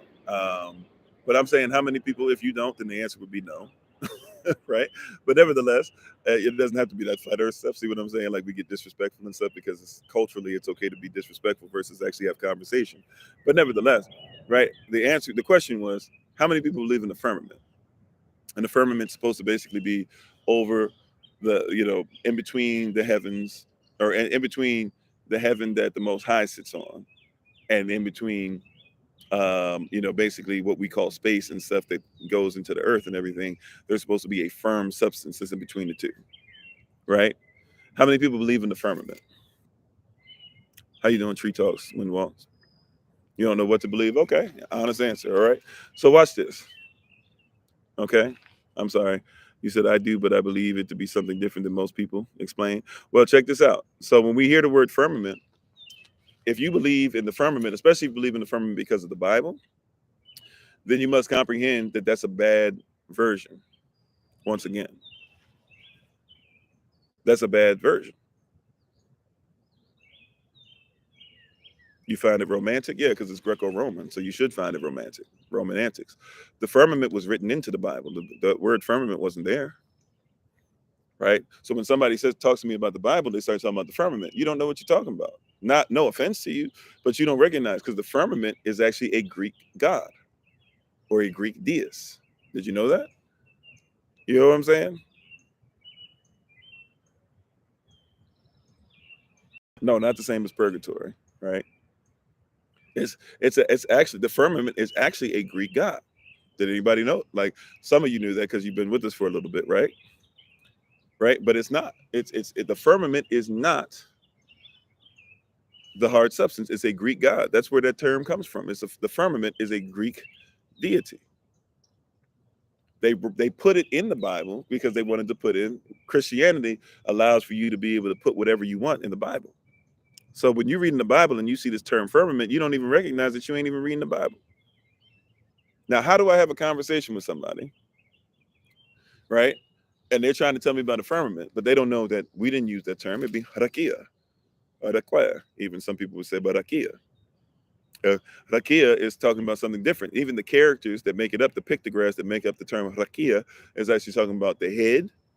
So the head over us, and then kaf, which is talking about being in the hands of. So the person that's above us, right, has a hand that protects us, even, right? And it's not really even rakia, right? It's more like rakra, or even some people might say rakwaya, right? So I can go in a bunch of different places with it. But long story short, like we don't even recognize it's there. Now, where does firmament come from? Firmament is a Greek god. Gaia in Greek culture is supposed to be like the Big Bang. In the beginning, there was nothing, and from nothing, they say in science, a Big Bang. Well, the culture that comes from is in the beginning there was nothing, and then Gaia came into existence. Then Gaia gave birth to two sons, right? One was um, firmament, and one was, I believe, Neptune. Okay. No, I could be wrong on that. Maybe it's Uranus, Neptune, somewhere in there, right? So Gaia gives birth to these two sons, and then her and Firmament have sex. She has sex with her own son, even though she can give birth to stuff without him. But nevertheless, she has sex with her own son, and then her son have what you call the Titans and the gods and all that other stuff that comes out of that. That's what that's where that came from. So they put it in your Bible because in Christianity you got to mix all this stuff together because Christianity is about Roman rule still being over. So whatever Greek gods, just like when people say Jesus, you don't know you're saying half man, half Zeus. Jesus, Jesus, Yesu. That's where it comes from. So we're having a cultural conversation. It's propaganda. You got to protect yourself from propaganda. But how do you know how to protect yourself if you don't know what this stuff is? Yeah, Atlas. We can talk about him holding up the earth, even though that's more of a punishment for things that happen or whatever. But he gets put in that position, sure. But even yeah, like art. Well, actually, that's a great point. I don't know if that's what you meant. This is what you meant, but even looking at an atlas. Why do you read an atlas? Why do you say atlas when you're trying to look at the world? Because it's Greco-Roman influence. Exactly, a remix. Well, a remix of stuff stolen from the temples. Kind of, sort of. But I get what you're saying. Yeah, yeah, really, chemistry, like Christianity is just appropriation, cultural misappropriation, right? Why is it that you say, watch this, why do you say the Madonna or Black Madonna or the Black Madonna in Christ child? Why do you say that? Because there was a goddess named Madonna and she already had a temple and she already had a child. So what did they do? They just said, oh, okay, well, we'll just say that this temple, Madonna, we'll say that Madonna is Miriam because her name wasn't Mary, her name was Miriam. But nevertheless, we'll say that Madonna is Miriam and we'll say that Miriam is over the Christ child. This is her Christ child now. And so watch this. You'll watch something like Black is King and not even realize that Beyonce keeps posing over and over again in the pose with their child and showing you pictures and stuff. What? Of her Miriam with her child supposed to be the Christ child. Like, but you don't know this. So how do you protect yourself from propaganda? It's around you and everything. You said in Greece co-opted Kemetic knowledge and developed their propaganda around it. They did that as well, sure. You said your issue is the Bible is watered down version of cultures and religions that existed before. If that's your belief system, sure. I can see that. I used to believe the same thing. I know you probably think that I was born and raised in this, you know. I used to believe the same thing. I can see why you would think that. You have every right to believe that. If that's what your studies and that's what your spiritual journey is taking you down or whatever, so be it. There's certain things that at some point, you just don't argue with people. So if you feel like that, you feel like that. It's all good. It's not all good because it's not all God. It's all great. You said, if he has a name above every name, does that name matter? Something I always ask people. There you go. You said, what's the first religion? The first religion was universal. The first religion existed before time and space. And if you get that, then that's what you need to learn, right? Before somebody talks about it's watered down, this and that, or whatever, what is the first? Have you ever focused? See, once again, propaganda. What is your focus? Are you looking through the eyes of propaganda that's been put out there? Or have you ever focused? Have you ever thought about, hey, what was the religion that existed before the universe? Have you ever thought about that? I know some people just be like, yes, yes, yes. But let's be real. Most of us ain't think about that. If somebody has, there's only like one person on here probably because we don't think like that. We think, oh, this is what's going on. I see the trees. This is what's blah, blah. Before this, what you call the universe was in existence. What yourself? That takes you down a whole nother place. Thanks for being part of the community, Chocolate Nova. Appreciate it, right? That takes you down a whole other place, doesn't it? What is the first before when people say what's the first language? What's the first religion? People try to hit you with those questions. My thing is, do you know what the first thing was before there was an earth? The Bible says, before Abraham was, I am. It's a different mindset. Thank you, Sister Deja. Appreciate it. I'm glad you came across this too, Griff. Thanks. Always said I need references / sources for such arguments, not blanket statements about the Bible. Yeah. And that's usually what people do, right? They'll say, you making a blanket statement about this, that, or whatever. And then they assume, and by the way, a lot of people who believe in the Bible make blanket statements. They don't study somebody else's perspective. People find it interesting. I think people don't recognize that I look for for that I actually look into things because once again, I wasn't born and raised in this. This thing has to be practical for me. I don't follow this because it's mystical. And I don't follow this just because it makes me feel, give me a warm, tingling feeling, or that it gets me some kind of financial reward or something, or that people like me. I mean, heck, we keep being torn down. People keep taking our pages and stuff down. That's why it says Kofi_43. This is why on YouTube it doesn't say servants of Christ anymore. It says hashtag find Kofi because people are constantly, consistently trying to tear us down.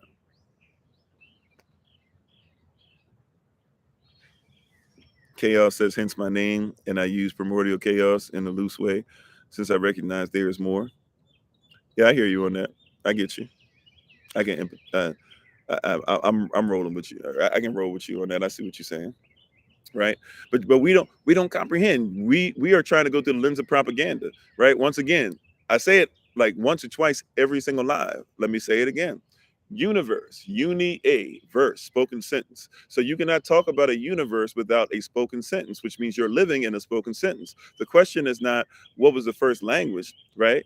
Of what was on earth, because you're already in a spoken sentence. So the question is not what is the language you need to know just on earth. The question really is what is the language that existed before you were here? What kind of heavenly language exists that speaks everything into existence? If you believe in the Father, the word Father just means source. No, it doesn't say in a beginning. Matter of fact, we don't even have the word the. It just says in beginning. But shit, we don't have the word the. Right? People just add that in because it's part of their culture. They're trying to complete a sentence because in their culture, they have to complete a sentence. They have to use that. We don't use that. We already comprehend. So for us, it says Barashit, Bara, Elohim at Shamayim at Aretz, right? So Barashit, in beginning, which by the way, if you break that word down in beginning, character by character, it actually means the son who comes out the right family, who is our source, and therefore becoming our head, will be destroyed, being led by the Holy Spirit to the Tav, which is a cross. That's the first word of the Bible, thousands of years before Christ comes. That's why I said if you don't know the first word, we already got a problem. How are you going to interpret the Bible, right, and tell me how to apply it, and you don't even know the first word? You're dealing in propaganda. I protected myself from propaganda because I'm at least willing to learn the first word. Think about that. Everybody's got a whole bunch of words. Learn the first one. If you disagree with me, disagree with me. That's fine. But please disagree with me because at least you know the first word. Right? You know what I'm saying? Like, please agree, disagree based off of the word. Right? Like at least disagree. Thank you. We're glad you came at you. Thank you again for the love, Deja. Sandra said the language is not as we know it. It's energy. Energy produced what we are now. Okay. So once again, so what does that energy come from? Because the person who, whenever anybody talks about the universe, you're talking about a spoken sentence. So once again, that energy that's spoken, because hey, I'll go with you on this. Only 7% of communication is verbal. So even if you want to say he spoke it by moving, he spoke it by pointing, whatever, who's the one that spoke it and what's the language that he tells us to speak? And watch this, when we talk about language, I'm not even a concern. Now, this is where some people go get mad, frustrated, whatever. It is what it is. I'm just going to come off of context, contextual facts. I'm not even that concerned about what is the first language. Because you know why? Because he chose a people and spoke to them and said, everything you do, you're going to build it off of how I build it. And he gave us an alphabet. That's where the alphabet and stuff comes from anyways. Even the alphabet we're speaking now to even talk about energy. You're using these alphabetic terms. You couldn't even use them if it wasn't for an alphabet. And the alphabet was given to Moses. Right? Now, Moses was influenced by Kemet. However, Moses was heavily influenced by the Most High. That's where he credits the stuff from. And by the way, the stuff that Moses talks about before Moses existed, remember, Moses wrote on stuff before. The whole book of Barashit or Genesis, that whole scroll, right, has to do with stuff before Moses was even born, which means that Moses is telling you stories that existed way before him. So when people say, oh, well, the Bible was, what about this? What about this book that came out of this country? In this country, are you serious? Do you not recognize that that the Genesis is a historical, or not even historical, it's historical because it's our story. It's a historical document, right? You said, look at the human brain and compare it to the structure of the so-called universe. They look the same. Very much so. And you know what I find amazing about that, or what I find very incredible and interesting about that, right, is that if you look at that, then that shows that whoever created one thing created the other, right? If somebody creates a bunch of different cars, the cars might be a little different on the inside, but they're very similar, aren't they? But also cars are similar to the way that your body structure is, isn't it? And your body structure, like if you look at my hair and you look at the trees behind me, you'll discover that we have some similarities, don't we? And if you look at the way the trees work, the trees have to be able to breathe in what I breathe out, and I have to be able to breathe in what they breathe out. Right? It's one thing happening together. It's all oneness out of one spoken sentence. And so once again, the language thing I'm concerned with is any language that gets me back to the original, the origin. We wrestle not against flesh and blood, but against what? Principalities. Principalities are what? Origin. Then after that, it says, concern yourself with the power and the confusing places, the darkness, and the rulers in high places and stuff. It says, first things first, though, our wrestle is not with each other. It's not against flesh and blood. We are wrestling against the origin. People don't know the original. Talking about the original man. You don't know the original man. How do you know if you're the original man if you don't know the origin of things? You said you talk about the first word, and the first word, the void and darkness, was named in its own entity. In the beginning, Elohim created the heaven and the earth, not heavens, because there are heavens, right? You know, there's two different things, right? Thank you for the love, you guys. Appreciate it. Right? You know, there's heavens, multiple heavens, but it's talking about a particular heaven. What is that heaven called? When you're talking about all these things, what is that heaven called? I need you to see what I'm saying. Like culturally, let's break this down correctly, properly. You're speaking on something, and I appreciate you speaking on it, but you're coming through the propaganda. I need you to come over too. What is that heaven called? When he created the heaven and the earth. Shamayam at Aratz. What is that called? What is that? What is that heaven called? Do you know what that heaven is? You see what I'm saying? You're asking a question, and I don't mind it. I love the question. I appreciate it. And we should question everything. So when you're questioning it though, from what perspective? Let's look at that again. What is that heaven called? When it says in the beginning, right? In beginning, Barashit, created, bara, Elohim. Shamayim, and the earth. Adatz. You said you're just asking because kick is a comedic nature of darkness and void. Okay, so once again, in our culture, right? I get what you're saying. I'm with you. I've studied it. I don't know it probably as well as you do, in all honesty, but I do know what you're talking about. What I'm saying is, culturally speaking, what are we saying when it's heaven and earth? What are we saying? What is that interpretation? I'm not saying that Kemet can have a different interpretation. I'm saying, what does it mean when that particular heaven? Because remember, there are heavens, plural, but it doesn't say heavens there. It says heaven, singular. What is that heaven? It says so in the Bible. That's why we always say, read the Bible, read your Bible, it'll bless you, right? It says so already in the Bible. It gives you the answer. But we're having a different discussion because we're trying to say it's got to be somebody else's story. It's got to come from somewhere else. Israel can't actually think for herself, right? Like, what does it say when it says they're heaven? It's saying something particular. It's something that you actually, if you know what it means, you would actually, once again, if we stop making it mystical, you would actually you would actually make it more practical, and it would make more sense. So when it says they're heaven and earth, what is the heaven? Let me help you out. In the beginning, Elohim created the heaven and the earth, right? And the earth was void and without form. That's a gas form, right? And then the spirit, Ravak, Hakodash of Elohim, she hovered upon the face of the water, right? There was a mindset. Then it said, and Elohim said, let there be light. So it went from gas to liquid, right? A natural scientific process. Gas to liquid. Then all of a sudden it says later on the third day, the third yom, the third period of time, which was not 24 hours, it's just a period of time. It said then the earth came up out, just like we see that happens with volcanoes underneath the earth today, and the earth bubbles up and the earth comes up, and over time it ends up being large land masses, right? Okay. So we see that happen. But when we talk about the heaven in particular, it says that on the second day, the second yom, right? Yom bet, the second yom, the second period of time, not 24 hours. A day in Hebrew can be, it's just a period of time. It doesn't have to be 24 hours. We think a day is 24 hours because, once again, we're looking at things culturally through somebody else's lens. So you see day and you go through the propaganda. You go through a day must be 24 hours, right? When actually 12 hours used to be in a day anyways, because 12 hours used to be, an hour used to be 120 minutes, not 60. Nevertheless, we're looking through the wrong lens. So when we get back to this liquid shaping, we've gone from gas to liquid to solid. The first 3 days, we dealt with gas, liquid to solid. All right.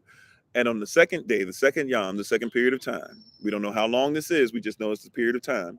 It says that the waters split from the waters, and there were waters that went above us, past the Rakia, or what people try to call that goddess, that Greek god firmament, but it's actually a Raquel or Raquaya or Rakia, whichever. And so some of the water goes over that hard substance, some of it stays down, and in between, there's this thing that we breathe in. And it says that was called heaven. That's the first heaven. The second heaven is what you would call like space and stuff like that. The third heaven gets to be the place where the Most High sits on his throne, on the other side of the rakia, the hard substance, right? So when you look at this word for heaven there, shamayim, shamayim is actually talking about what you breathe in and out. So when you breathe in the oxygen and breathe out the carbon dioxide, and when the trees breathe in that carbon dioxide to breathe in so that you can breathe in your oxygen, you're talking about heaven, shamayim. So the kingdom of heaven is in you, is even talking about what you breathe in and out. It's not even just only talking about a spiritual place, but even in a physical place. This is kingdom that I'm breathing in and out. That's why it's a terrible thing when kingdom gets polluted by the world, right? And see, it's a terrible thing, but we don't even know that because, once again, we're going through what? The propaganda, and we're trying to figure out what was actually originally said through propaganda rather than, no, this is North African principle. Right? Thank you for being part of the community, Monica and Blackheart. Right? We're dealing with something, trying to deal through the lens of propaganda, right? That's why you have to protect yourself from propaganda. You said, is this theological or spiritual though? What is heaven? And if I'm already living in the kingdom, then I am God? No, that makes no sense whatsoever. Right? First of all, I don't believe in God. God is a Germanic deity. If you want to be God, see God, but well, really what you're saying is true. If you're going to talk about it from the proper interpretation, then a God can be whatever you want it to be. So you can be whatever you want to be, right? But that's crazy to say, okay, so the tree is breathing in heaven. Is the tree a God by your definition? You would probably say that you're above a tree, even though now you probably try to get, weird. Well, no, we and the trees are equal and the same, and I can exist without the tree. But the reality is, let's be honest, let's keep it 100. You believe that you're better than the tree, right? You believe that the tree is something that you eat of, and that in that sense, right? That it's okay for you to see a tree, to be able to use it. You're okay with writing on a piece of paper. You're okay with doing those things, right? You don't think of writing on a piece of paper is as bad as writing on a child, okay? Right? so so even though you have similarities to the tree, you would not believe you're the same. But once again, if we be, so when you're talking about a God, yeah, by definition, a God is different than Elohim. You can be whatever you want as a God. You can be whatever you want as a God. That's what I'm trying to say culturally. So yeah, if you want to be a God, be whatever you want to be. You can change the game up. If you right. But well, all I'm saying is it's weird that you would change the game up, because you still not even coming to change the game up properly through what the Germanic process is that you're talking about. You're not talking about biblical process. So yeah, if you're talking about something else, you're talking about something completely different. You're not having a conversation with me through the prism of what you're speaking against.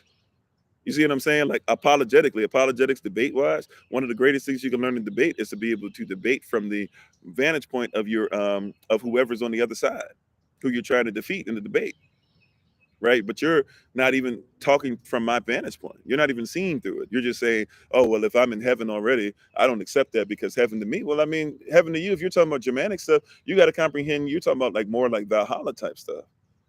You think that you got to die to go to heaven. The kingdom of heaven is inside of me. It's a different principle. You said all is divine, so all is God. If you feel like you want to be part of Germanic deities, I'm not part of Germanic deities. That's not what I'm under. You see what I'm saying? So I've got to protect myself from propaganda that would tell me that I have to be a God, when even the people who created this word and this thing called God would tell you that you cannot be a God unless you go through their system. You just want to do whatever you want, and that's fine. Be whatever you want. Live your truth. But when everybody's busy living their truth, understand that while you're talking about all gods are the same and all truths are the same, guess what? There's only one truth. Thank you, Ben. Right? There's only one. We can try to make as many as we want. And you can live by whichever one that you want. But there's only one. And guess what? The consequences come according to the truth. I can plant a cactus seed in Alaska right now. But guess what? There's a truth attached to that.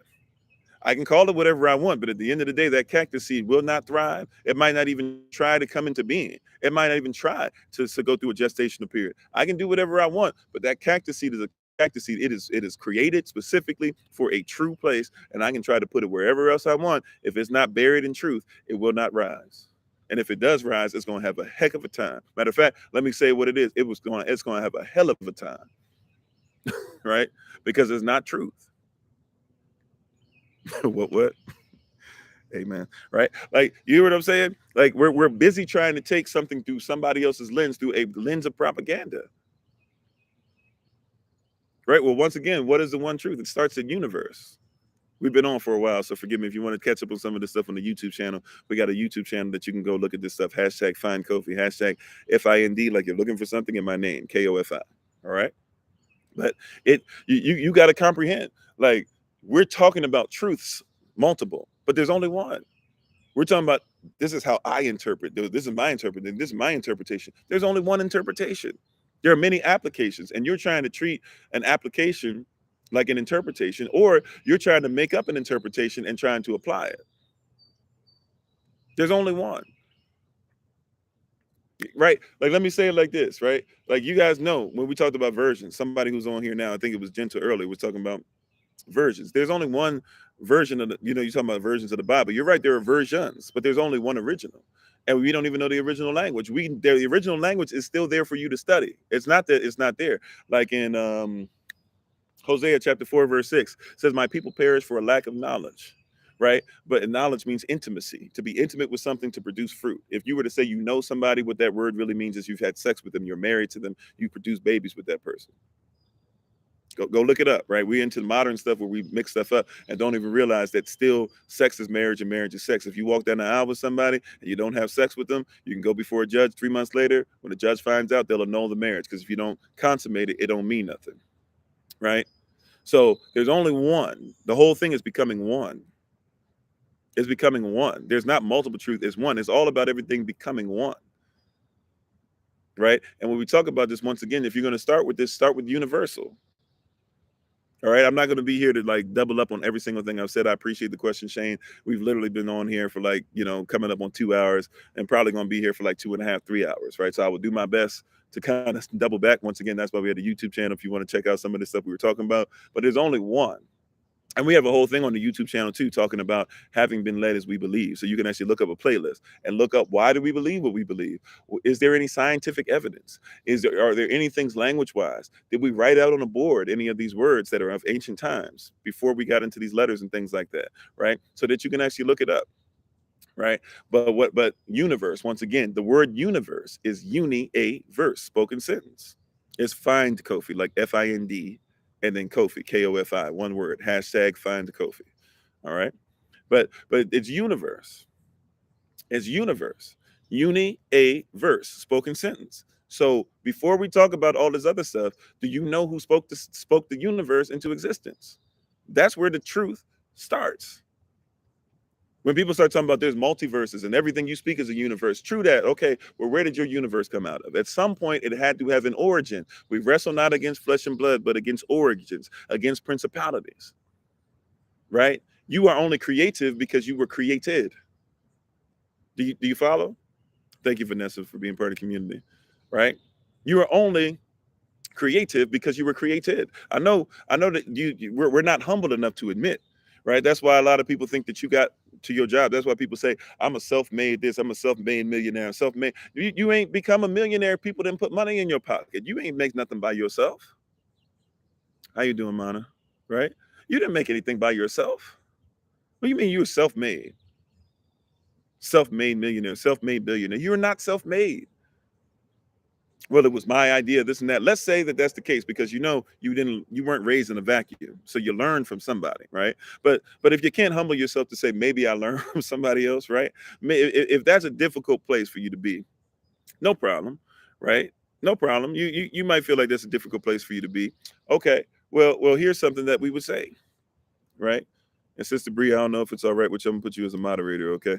We're getting just to make sure. So, but like it's this self-made and all these different things, right? Self-made, like you learn from someone. You learn from someone, right? But once again, we become so malleable. Remember, we talked about that. We had a message a little while ago, that you are malleable. The word malleable means that you are something, you are hardened, you are shaped, but you are metal that's shaped. And then once the metal becomes shaped, they can become so hard that you can't even put any chink in the armor. You hear what I'm saying? So if you got into a place to where you can't even learn, you can't even be disciplined, you can't even be a disciple, now how you gonna keep talking about you a master or your teacher or something? Once again, how you gonna tell me about the Torah or the Bible or the scrolls or whatever it is you want to talk about, and you don't know about the shit, right? You don't know about the shit. You don't know the first word, and you don't know how to even say what it leads to. But you're gonna tell me about the meaning of the entire Bible. I'm not saying I know everything. I'm not saying I know everything. I'm saying I at least know the first word. I'm not saying I know everything. I at least know what universe means. You said, how can God get mad at what you choose if God gave us free will? Well, first of all, once again, I don't believe in God. You're talking about a Germanic deity and stuff like that, where we get to flip rules.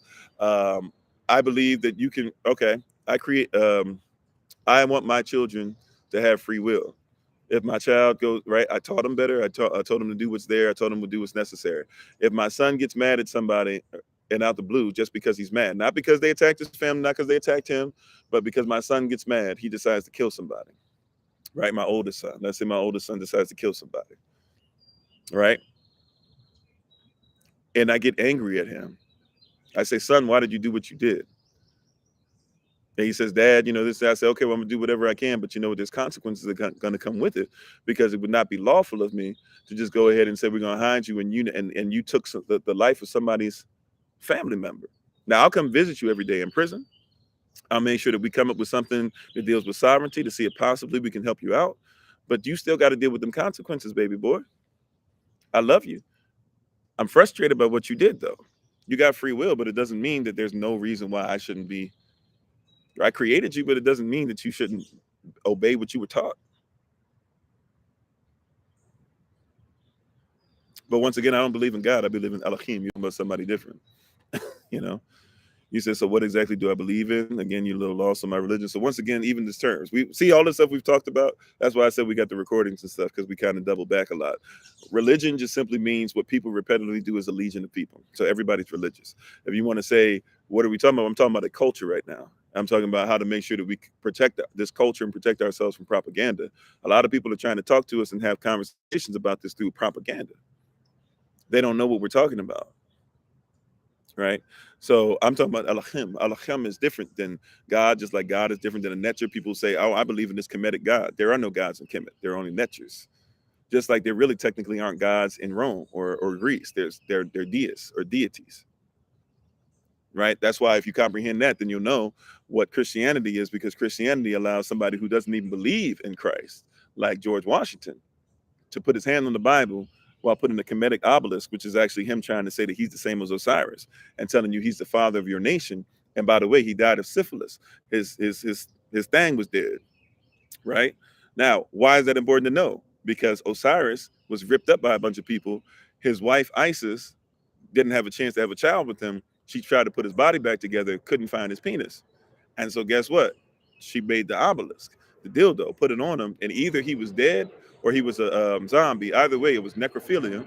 She had sex and rode that obelisk, and guess what? She became impregnated with Heru. People turn around and tell you that that's the story of Christ. Two different stories, right? You're dealing with the Netzer. We don't believe in Israel that's how Yahshua got here. We don't believe that that's how you become a human being. We don't believe that's how you have all power in your hand.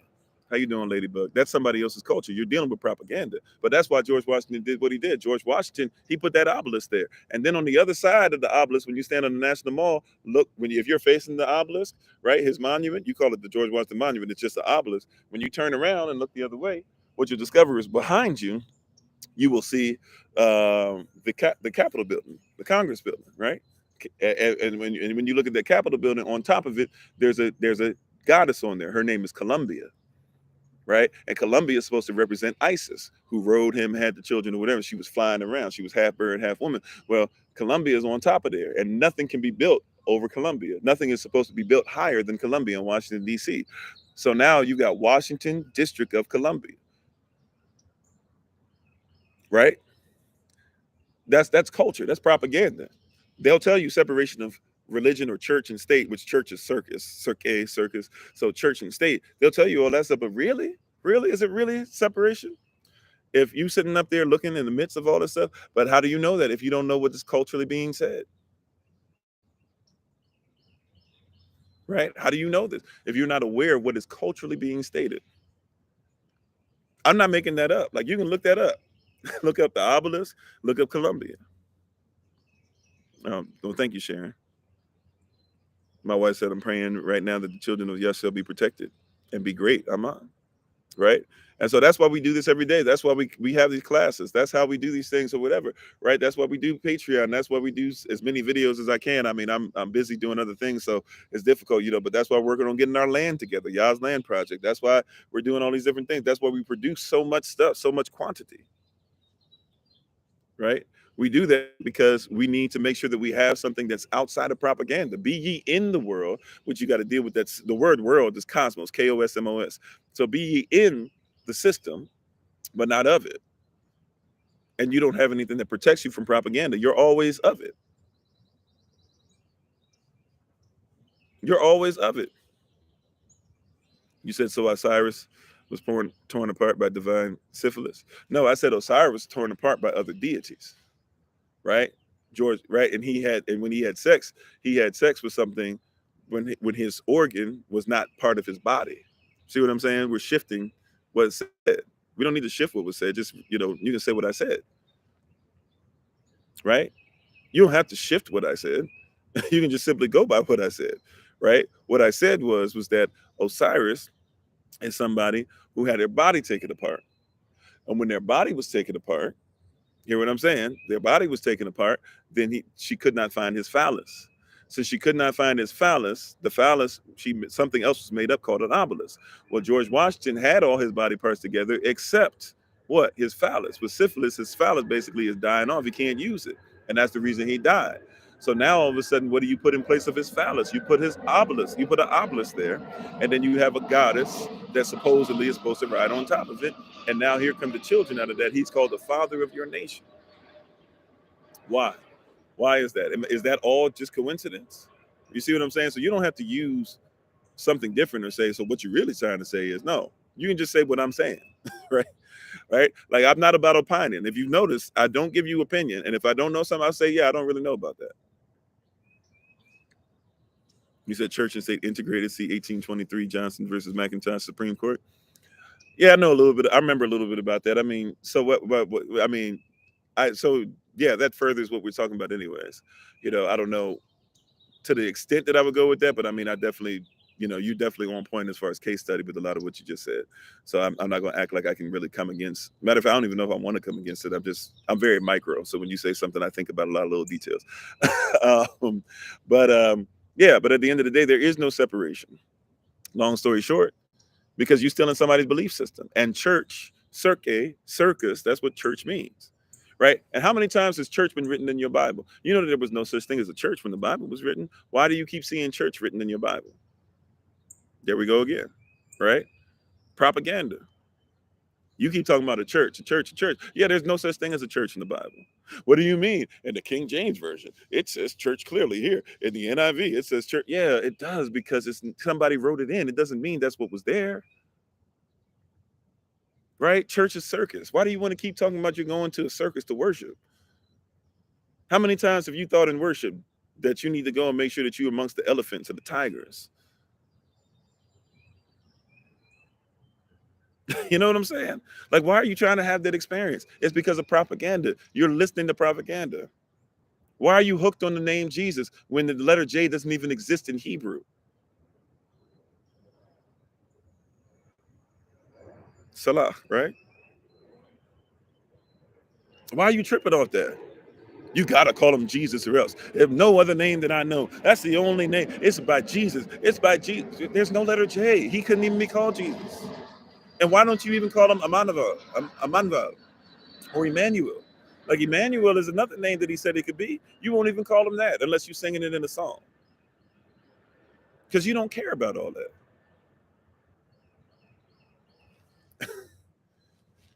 Right? You don't care about all that. You're not worried about what it actually means, right? You're defending propaganda. That's why you're Republican and Democrat, because you defend propaganda. If you would stop defending propaganda, you wouldn't care about being an American.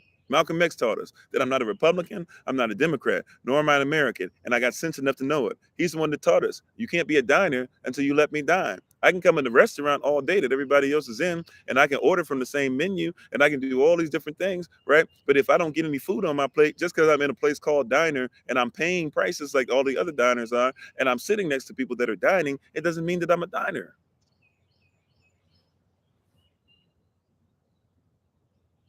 Yeah, there's Mason symbols inside of it. There's Mason symbols inside of the Statue of Liberty. I mean, it's the Mason symbols everywhere. My wife and I used to step outside, and every day we stepped outside of when we were living in apartments still, and you step outside your apartment, right in Washington D.C., 1629. Yeah, well, basically, where what is it? Like basically, what I don't even know if they call it the same metro station. What is it? Green Line. I can't remember the name of the metro station. It's right there off 18th Street, not too far from Ben Chili Bowl. Ben Chili Bowl is a little ways down. What is the name of the metro station? I can't remember the name of the metro station. Anyway, Columbia Heights. Thanks, babe. You walk right outside, getting ready to go to work or getting ready to do whatever, and you got Masonic Temple right there. Saw the door open maybe once or twice in about what year and a half or something like that to live in there. You know, like it's all this stuff is right there. You living around it.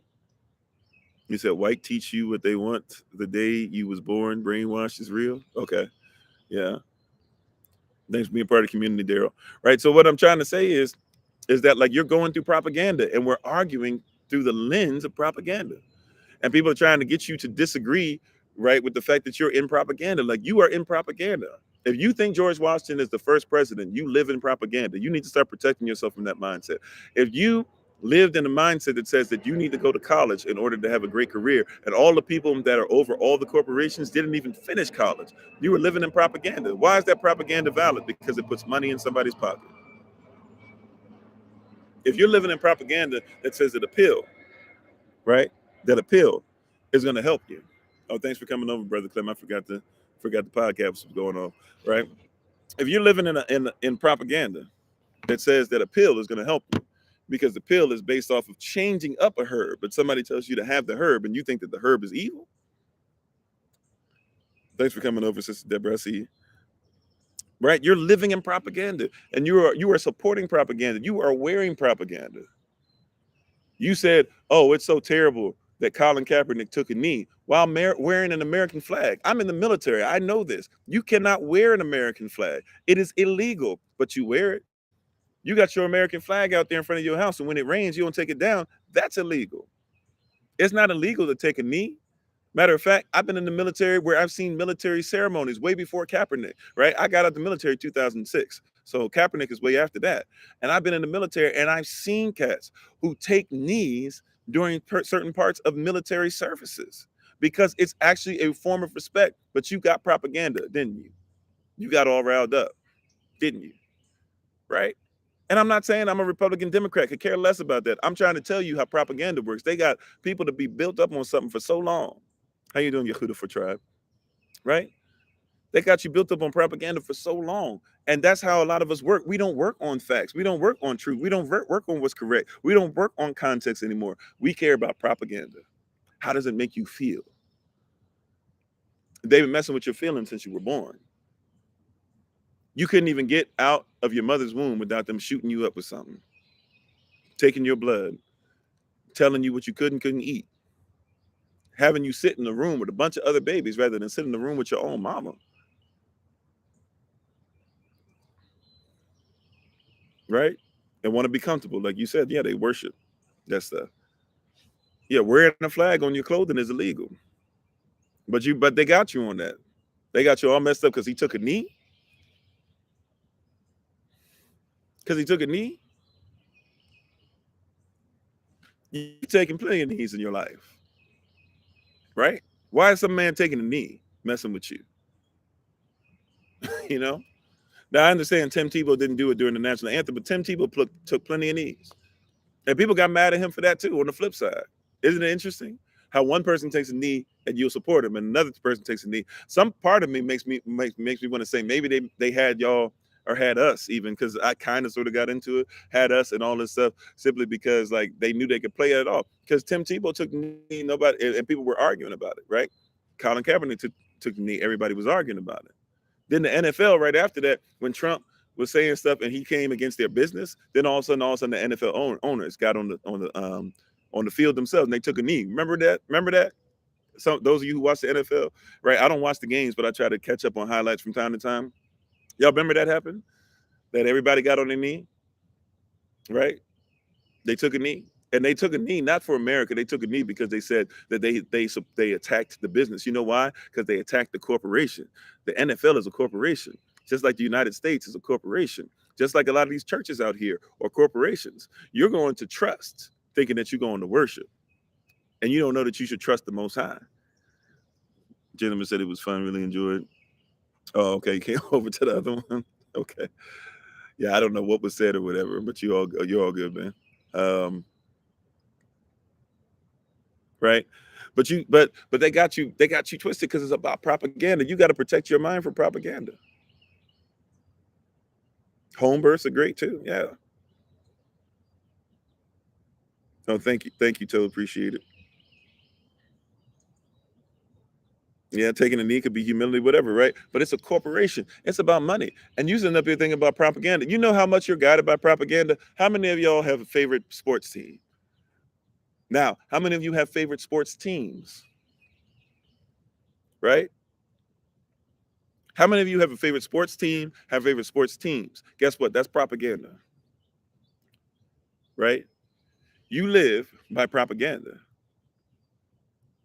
You live by propaganda all day, every day, and don't even think twice about it. You hear what I'm saying? You live by propaganda all day, every day, and don't even think about it. Toronto Maple Leafs, Dallas Cowboys, right? You be what is it? I don't even know I don't pay attention to sports as much as I used to. But so what is it? So if you're a Yankees fan, then you have to be a Giants fan, right? Yeah. If you're a Yankees fan, you have to be a Giants fan, and you have to be a Knicks fan, right? But if you live in the same city, if you're a if you're a Mets fan, you have to be a Jets fan, and you have to be a uh-oh, baseball, football, basketball. Oh, and you have to be a Nets fan, right? Something like that, right? Or at least it used to be, right? You're in propaganda. You can't be a fan and you don't have the hat. Cats will buy $50 hats. I'm not even joking, right? I'm not exaggerating. Cats will buy $50 hats to make sure that you comprehend that they are a Yankees fan and talk about, man, I don't know how I'm gonna eat tonight, right? And I'm not saying you can't watch sports. You said not your 49ers. I'm not saying you can't watch sports, right? But I'm saying like you have been trained since birth. Like think how many babies are born and people get them the onesies and make sure they got sports teams on them. They want them to know sports team, but the same people put sports teams on them ain't doing stuff like praying out loud over the baby, right? Put the New York Giants outfit on them all you want, right? Put that Houston Texans jersey or that Dallas Cowboys jersey or that I don't know that Seattle Mariners jersey or that whatever it is. Put it on them again, right?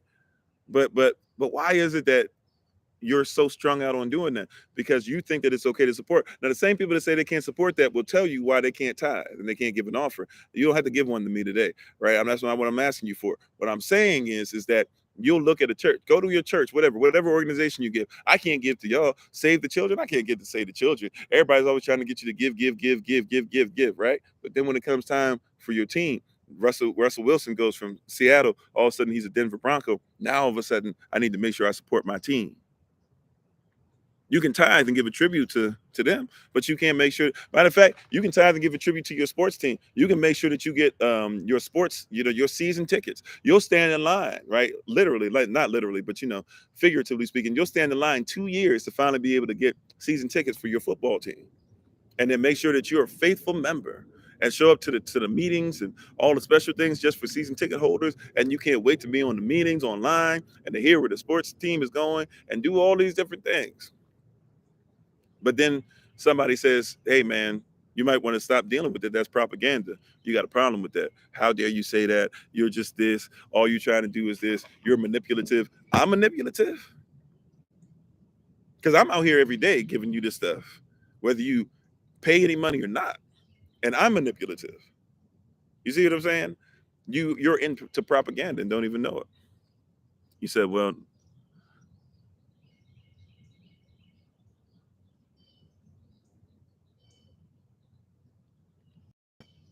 actually, I'm behind on what we need to do too. We'll try and see. Yeah. I tried to contact the person you gave me. I'm gonna try and see if I can contact him again. Might have just missed him. You said I turned off all the sports events a couple years ago. Too much politics. Even in that, well, even when people say too much politics, people like too much politics. Like politics everywhere, But they got us trying to get into what? Into into propaganda. Patriotism is propaganda. Uh-oh. No, no, he didn't. No, how dare you say that? Like, you're talking to a former sailor. Patriotism is propaganda. Amongst other things that I did, I got a lot of times, a lot of my career, I got to be able to go out and actually put on functions, ceremonial functions, and represent four-star generals, four-star admirals, things like that, right? People from all over the country. And I saw And a lot of it is propaganda. I serve Elohim. I don't serve God. I don't know what, I don't know. I don't know if you cut it with that. So you said everything you speaking resonating with your spirit. Oh, it's our pleasure. Thank you for being on, right? Right. Patriotism, big business. That was the whole Colin Kaepernick thing. You know what that was? For real, y'all didn't catch it. But you know what happened with Colin Kaepernick? You had the corporation in the United States. They were paying. Right. It actually came out and nobody put two and two together, which was always, well, I don't know if nobody put it. They didn't allow it to come out on ESPN because doesn't ESPN owns like Fox and I think like is working on NBC or something like that. But ESPN owns Fox and ESPN is, well, Disney owns Fox and Disney owns ESPN, something like that. Yeah, Fox and ESPN. So that's why The Simpsons. A lot of people are like, why are The Simpsons on Disney Plus? Because Disney owns The Simpsons because they own Fox, right? But when you're dealing with the stuff, like you got to comprehend, it's all business, right? So what happened was that remember growing up. A lot of you growing up might not remember this, but there was a time to where you didn't necessarily have to have the national anthem played at a game, especially a regular season game, right? And then maybe for like the Super Bowl, it would pop up. The United States Corporation started paying the NFL Corporation so for them to make sure that they could do a flyover and make sure they share the flag, right? That all costs money, right? Go look up if you want to see how much this is about money. Go look up how much money goes into a plane, goes into a jet, how much jet fuel costs. Okay. And so they're doing jet flyovers and stuff during these games, right? Yeah, watch stuff from the 50s and the conditioning. Yeah. So go do and check out how much it costs to put money in a plane, in a jet plane. Amen. My wife says war is big business, right? Go see how much money it takes to put money in a jet plane, jet fuel, right? All right. So when you check that out, and you'll see that it costs more than what you make. And then they would have how many? Four or five planes, sometimes six planes going through. And you had all the people that were going to come around, and you're going to have this huge flag that was going to be laid out and all this stuff like that, right? Okay. And the flag, by the way, was going to be laid on its side, which, by the way, is illegal. Not supposed to do that either. Former military, did a lot of ceremonial stuff. I can tell you from experience, okay? Had the flag in an illegal fashion, did all that, right? But then they'll say technically it's not a flag because it's made from something different, but you were representing the flag, right? You don't put the flag like that. You don't wear a flag as clothing, right? The only time that you're allowed, the only people that even do it is the U.S. Army, and they'll put a flag patch on both shoulders. That's it. You're not going to see an American flag on anything else, okay? So you have all these flyovers and all these different things that are happening and everything. And here comes Colin Kaepernick saying, I don't like police brutality, right? And what did it, and so he took a knee. And so first things first, they sent a guy to him, or he was going to not even come out, right? And what they did is they had somebody who was former military come and talk to him and say, why don't you just go ahead and take a knee? It's actually a sign of respect. So you can still say that you're not cool with what's happening. So there was somebody in the military, former military, who told him what to do and told him, take the knee. He takes the knee, but how does that look to the U.S. corporation? They come to the NFL corporation and they say, yo, NFL corporation, we had a deal. We paid you. You know how much money this is costing us? And Colin Kaepernick's like that or whatever, he can't be there. So then all of a sudden, not only the U.S. corporation, right, through the presidents and all these other people, right, and governors and all that, but then also who else? Who else? Also, there were what, corporations that came out against it, right? Remember, at first, not everybody was with it. Then all of a sudden, when it became a moneymaker to have Kaepernick come to Nike and stuff, then all of a sudden people started flipping the script on it, right? But people didn't like it in corporations. Also, where else did this come from? The NFL itself. Teams were speaking against it. Quarterbacks were speaking against it. Drew Brees was speaking against it. Tom Brady was speaking against it, right? You know, and so it became something that was against their money. Then other players started kneeling. Remember that? Other players, they started kneeling down. You're talking about money. You thinking that this is about all this stuff or actual spiritual mindset or people that want America, God bless them. This is about money. Corporations are the ones. You think that if a corporation you think like the only reason the corporation said anything about it is because other people said something about it. The only reason people still keep bringing up rumors that Kaepernick's going to come back and play is because that there's corporations out there that be like, man, if he comes back, there's a lot of people we could sell some stuff to. They could care less. It's propaganda. The U.S. corporation got upset with the NFL corporation because the NFL corporation was allowing this to happen. The NFL and Disney came on behalf of the U.S. corporation saying, "Hey, you're messing up our product, NFL," and so the NFL made sure that it got his behind out of there. And when Kaepernick sued, he won. Right? It's about money. Follow the money. You'll find out how you're doing. How you doing, Dr. Fingers? Long time no talk to. Lion says Fox primary shareholders are evil. Murdochs. They deal with Disney. And then they took down Disney Corporation. Yeah. My wife said money. Doorbell chime from Anime Maniacs, Maximilian. Oh, I forgot all about that. Wow, you went old school on that, right? Envy, you're oppressive. Everything that's in the system is revolving around money. It's propaganda. That's why when you go to a church and they got that, they say, man, it's time to take up an offering. But you know what? We ain't taking up enough yet. Y'all's telling me there's a $500 line. Everybody who's willing to give $500. You said I don't believe in God. I believe in Elohim. Trying to understand. Oh yeah. Well, Elohim, God is a Germanic deity. God's a different thing. It's like if somebody says a Kemetic God. They don't have gods in Kemet. They have netchers. Somebody says, well, they're the same thing. No, they are not. Look up how those things operate. They are not the same in any way, shape, or form. In any way, shape, or form. Right. But a god is different than a deist. A deist is different than a deity. A deity is different than Giyanyame. Giyanyame is different than others. You keep on going to the different places and platforms. We've been taught propaganda. We've been told that they're all. Thank you very much. Is it LV Mayhew? Thank you. How you doing, Chef? Man, Chef, I still need to catch up with you. Ah, wow. Mm. Hopefully everything's going well with baby girl. Sorry. Sorry. Dr. Finger says some churches do automatic withdrawal from your paycheck. Yeah, they offer it. And if you don't do it, by the way, then don't die in their congregation. Because even if you've been given, this has happened. I've had to help people with funerals, right? My cousin and I have had to help people with funerals when this has happened, where somebody dies and they weren't given the tithe the last like 6 months or whatever, or the last 2 months, 2 years, sometimes, or something like that, of when they were part of a congregation.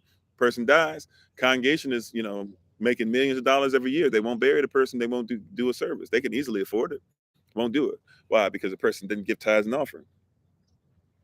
And that person could have been part of that church when that was a nothing. That I'm telling you, some of these churches were nothing, and that person as a little child staying with them for like 80 years, building something up, and then finally couldn't afford it at the end because they're living off of an income that's too little.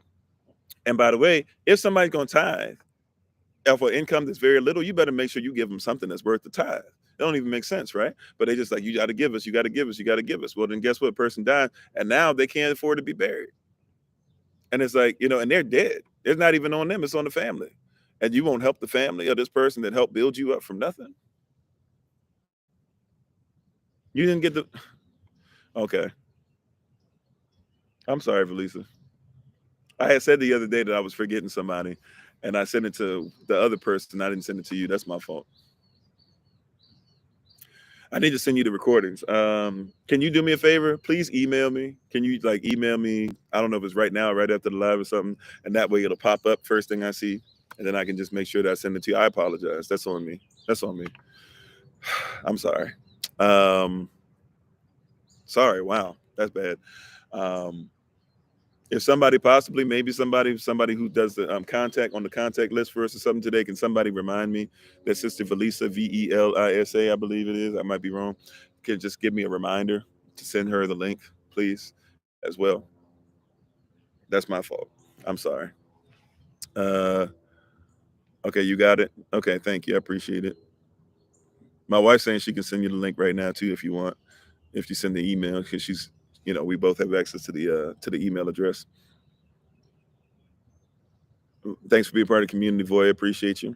Yeah, but it's about money. Once again, it's about propaganda. Okay, thank you, Felicia. Appreciate it. And we'll make sure we get you the recordings too, so you can be caught up on everything. Right. So it's about money. You said churches are banks under the law of the water. pirate law, maritime, and admiralty law, depending on what type of bank. Yeah, you know, but there's no separation of the church and states. Thank you, Miss Mac. So you gotta recognize like those things. Yeah, 501c3. That's why we won't be a 501c3. People want us to be a 501c3 so bad. And at a long time ago, I might have gone that route, but there was always something weird to me about it, just in my spirit. Then when you study it, you realize that if you're a 501c3, you got to follow whatever they say, or else you can't get that money. Really, it's about selling out. It's like I was talking about earlier. A lot of people go thinking that they're going to church because they trust God, but they actually don't realize you're going to a trust. So religion has always been first and foremost a political mechanism. I mean, everything's a political mechanism. Marriage is a political mechanism. you know, my wife and I, we made a political statement when we got with each other. Our children look like us. It's a political statement, but I get what you're saying as far as they can be used. But once again, that's on integrity too. Like a lot of people don't have any. So, all it takes is somebody coming in. Joel Osteen, somebody mentioned his name. Joel Osteen didn't even start his radio show until Trump decided he was going to run for president. Then all of a sudden, that was the first person he had on there. The only reason why the Joel Osteen radio show exists is because they wanted to make sure they did a deal with the devil, so to speak. I'm not even saying Donald Trump, just using that term, right? The deal was with all evangelical preachers was this, like as a whole, or as a majority, right?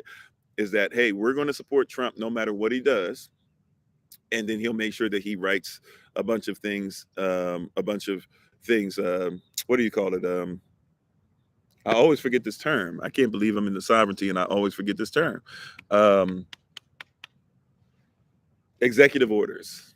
He'll write a bunch of executive orders that make it easier for us and push something for us to be able to have power.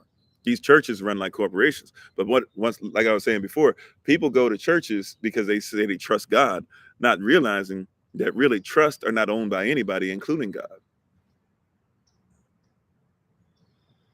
If you go to a church that's an LLC, right? If you go into a church that's a trust, you need to recognize that that church is not owned by anybody. You said Jesus is propaganda spiritually. We argue about his daddy, body, divinity, rather than his righteousness. Well, Jesus in and of itself is propaganda because Jesus is not even his name. If you're talking about the argument of this and that or whatever, but we don't talk about the culture, right? And even what he means. And by the way, Yahshua is not even trying to say that he's first and foremost trying to say he's the door, he's the access point. So once again, we're arguing through somebody else's propaganda.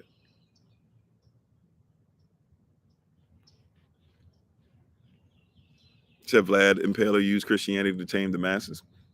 Yeah, but he used Christianity. Christianity, you can use it for a lot of different things. Christianity is not biblical.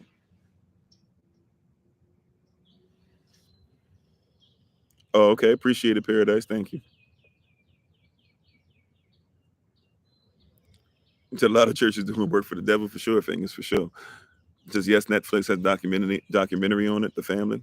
Oh, okay. I do have Netflix now. I still don't have time to watch it, but maybe maybe I'll watch it. Who knows?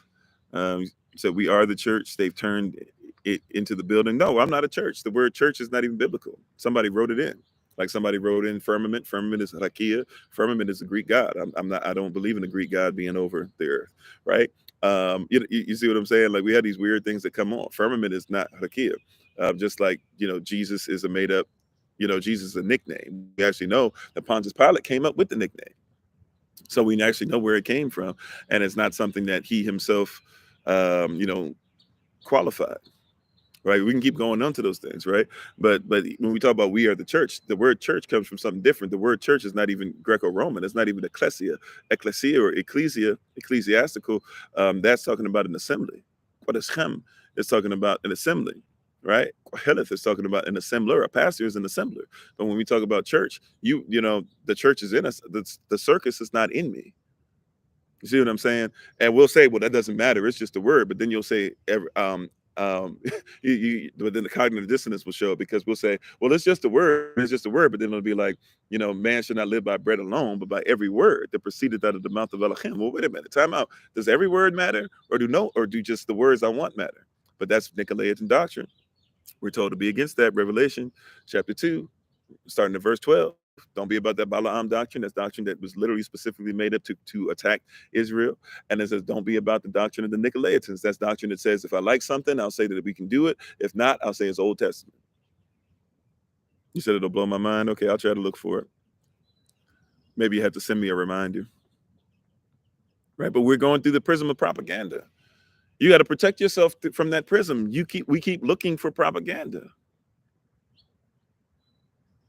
You said you're differentiating between religion versus spiritual practice, one's intimate relationship. Yeah, I get that. Once again, religion just means what people repetitively do as a legion. You know, sorry to say this, but if somebody's a PED, you know what? Um, guess what they do? They religiously mess with stuff, right? You hear what I'm saying? So what do I mean? Christianity is not biblical? Okay, check peep game. Did the Tanakh or the Torah or the scrolls or the Bible, did the Bible exist before or after Christianity?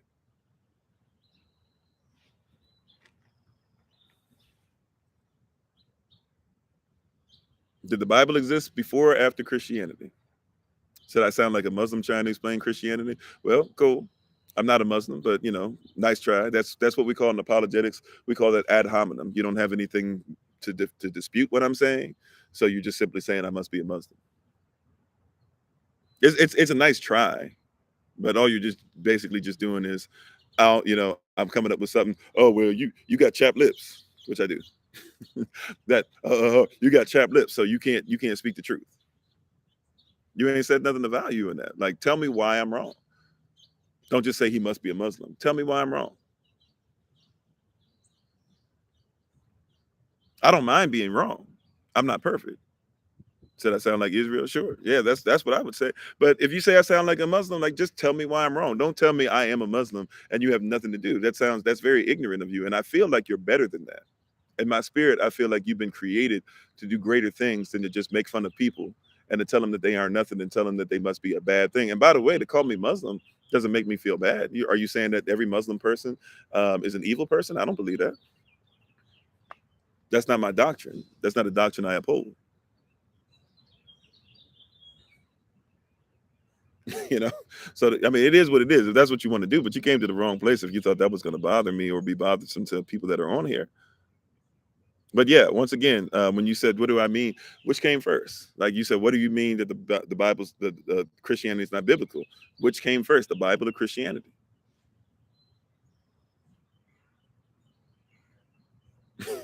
Thank you, Felisa. Right, that's all you got to answer. Is the Bible does the Bible predate Christianity? If the Bible predates Christianity, then guess what? Christianity doesn't necessarily mean that it's biblical. If we know that the Bible predates Christianity, then it means that the Bible is not biblical. Now, you said you want to hear more about the name Jesus. We can do that real quick, right? We have a whole bunch of recordings and stuff where we talk about this. And matter of fact, if you go on the YouTube channel and look up "Haven't Been Led as We Believe," that series on there, just look for the name because people ask about the names all the time, right? But if we're going to speak biblically, right? If we're going to talk about it, I'm sorry, you said, I mean, obviously the Bible, because well, I wasn't talking to you. You weren't the person that asked that question, chosen one, but okay. You said, I mean, obviously the Bible, because how would you choose a religion without knowing of it? Well, once again, a religion is not exactly that. Now, if you're talking about what I call myself, or if you're talking about why I do the things that I do, once again, the Bible is not even basically necessary. Like, so once again, if you don't know, we've said this over and over again, right? If you don't know what the word "barashit" means, that's the very first word of the Bible. So you're talking about you've read the Bible, but you probably don't know what Barashit means. You probably don't know what Hakia means. You probably don't know what Aishach means. You probably don't know what Yashvai actually means, what Yashvayach means. Do you know Yahweh Elohim is different than Ahaya or Hayach? Do you know why these things I'm saying are even there, right? We're speaking on something as if the word Bible, right? Can we break this down real quick, right? Oh, okay, you said the document is interesting, Sister Deborah. Okay, right? The word Bible. This is what the word Bible means. The word Bible means a set of books. The word holy means whole or one. So when we say Holy Bible, we're talking about whole set of books, or a set of books that's supposed to bring us into being one. So if you're talking about a Bible, okay, that set of books that you have, what is it in there that actually talks about the culture of the people that are represented in there? Do you know what is and what is not? Do you know that God is not something indicative of our people? Do you know that if there's a culture attached to it? Once again, like we talked about heaven earlier, a lot of people in here talking about heaven and don't recognize that heaven in Genesis 1 is different than heavens in other places. Because heaven there is talking about the atmosphere that you breathe in. Do you know that? Do you know that, looking at Genesis 1, do you know that male and female, and then it says man? So in the image of God, Yah created he, him. That's man. That the word man, man, is actually referring to a spirit there. But then it says male and female created he, them. Right? That's verse 27, I believe. Genesis 1 27. Right? So it's saying that there's a male man or a male spirit and a female man or a female spirit. We're talking about a whole different thing culturally. Right? And by the way, why is it even called Bible? It's called Bible because it's from the place called Biblios. Biblios was a place to where they made books the way that we know them now. We didn't have books until this place called Biblios, at least not the way we know them to be today. So it's a Biblios because of the place that they printed it. It doesn't mean that what you're reading is correct.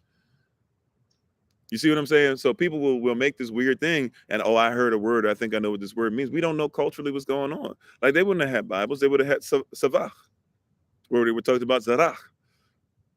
There's a whole different mindset. It's hard for me to even interpret what that is. I'm trying my hardest to, but we're speaking a language that is foreign, right? That's why you got to be grafted in. That's why the Bible talks about those that are grafted in. Like you have to be grafted into a tree. If I were to graft in apples to the tree behind me, right? A branch of an apple tree, it takes time and effort and energy and stuff. But then once it finally gets grafted in, it's got to be part of the same root. It'll still produce apples, but it'll have but it has to be set up and part of the same root. And people are trying to have this argument and don't know what this is rooted and grounded in. That's why you have to be steadfast, unmovable, always abounding. Right? But we're having this thing because people are trying to get us to come into a conversation with propaganda. We've been taught through propaganda and everything in our lives. We have believed propaganda more so than we have believed truth. Hallelujah, right? We have received propaganda in our lives more so than truth. We identify with propaganda. That's the problem. You can't protect yourself from what you identify with. That's a word right there. Hallelujah. I felt that one. That one felt all warm and tingly, right? Like you can't identify yourself. Hear what I'm about to say. You cannot identify with what I'm sorry, you cannot separate from what you identify. You cannot protect from what you identify with. I just said that all types of wrong. You cannot protect yourself from what you identify with. Salah. Thanks for being part of the community, Didi. And you identify yourself. And whatever you identify yourself with, you will plant yourself in it. Right? That's why blessed is he that sitteth not in the seat of the right. Matter of fact, let me just read it because I know I'm about to quote it all wrong. Right? Let's go to Proverbs. Right? Check out this. This is culture. This is a very cultural statement. I'm sorry, I said Proverbs. Psalm. Excuse me. Psalm 1. The first division of Psalm starts off with something, a powerful statement. Right? Starts off with a very powerful statement. Right? It says, blessed is the man that walketh not in the counsel of those that are not like Elohim, nor standeth in the way of sinners. Right? Sinners just mean people that miss the mark, nor sitteth in the seat of the scornful, but his delight is in the law. Laws protect rights. So the law of who? Law of Yahweh. And in his law doth he meditate both day and night. And he shall be like a tree planted by the rivers of water, that bringeth forth his fruit in his season. His leaf also shall not wither, and whatsoever he doeth shall prosper. That's culture.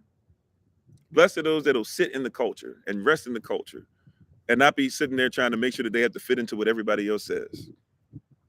That's where the blessing comes, right? That's where the blessing comes. I'm really not reading the version. I'm just outright trying to tell you what it actually says. you know, I guess you could say I read most of the King James version, right? But I'm telling you, like, if you know what these words mean, then you can actually read it different. Right? It says in verse 4 that the people that are not of Elohim, they are not so. They are like chaff, which the wind driveth away. Therefore, the people not like Elohim shall not stand in the judgment, because there's judgment coming. But you've been told, oh, no, there's no judgment. Everybody gets into heaven. Everything's this or that or whatever. You don't believe that because you don't believe that everybody gets to go to the best school. Oh, thank you, 73-4. We're glad to have you, right? You don't believe everybody gets into Juilliard, do you?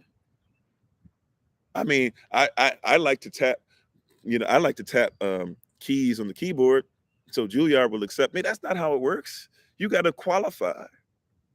You don't believe it, but you say it. Why? Because there's what? Why do you say that? You say that because what? You say that due to the fact that you have this belief in your head, right? This propaganda in your head that says that you don't have to be qualified. You got to be qualified for a driver's license. You got to be qualified to give tattoos. You got to be qualified to make sure that you do hair. You got to be qualified to make sure you cut heads. You got to be qualified. You got to be qualified to put your business out there. You got to be qualified to make sure you don't pay taxes. You got to be qualified to make sure you pay the right amount of taxes. You got to be qualified to get a tax return. You got to be qualified to get what you asked from Biden and from Trump and from Obama when they all gave you that little bit of money on your taxes. You got to be qualified for all those things. You got to be qualified. But then when it comes time for you, right, to be qualified to get into the kingdom of heaven, you don't have to be qualified no more. This is propaganda. It's messing you up. You got to be qualified to speak one truth. But when it comes to speaking one truth, you say, oh, all truths should be accepted. No, some doesn't make sense. My wife said it, then we say that everybody's equal, right? Some they making sense. What's that old saying? I was born, I might have been born, I might have been born before. What is it? I might have been born, or I might have been born in a day, but it wasn't today, or it wasn't yesterday. you know, like I comprehend. I forget what I say. I just messed that saying up. I don't remember how it goes right now on top of my head. Right, but it's like I might have been born on a day. But it wasn't today. It wasn't yesterday. Right, whatever that is. Right, but they giving us this stuff. It don't even make sense. You're not qualified. We're not qualified for this. I'm Dr. Fingers. You laughing? I don't even know what I'm trying to say. It.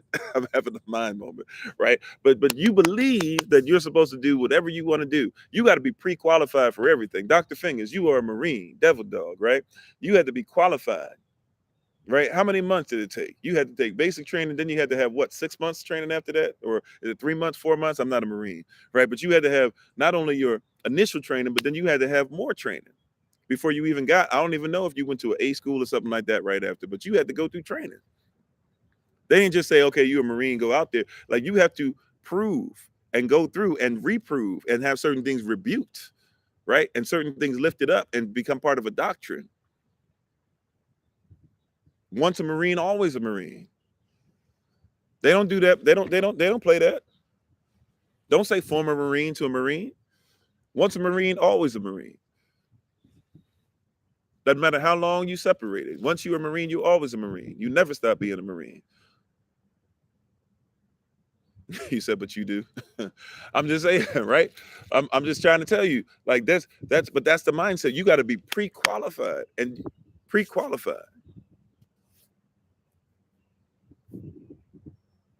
You said 3 months in boot camp, 3 months Marine combat training, then MOS. Okay, so then MOS school, right? We call it A school, but MOS school. Because I went to my A school was basically the one and the same with some Marines MOS school. And when I did hand-to-hand combat, I had to get trained by Marines.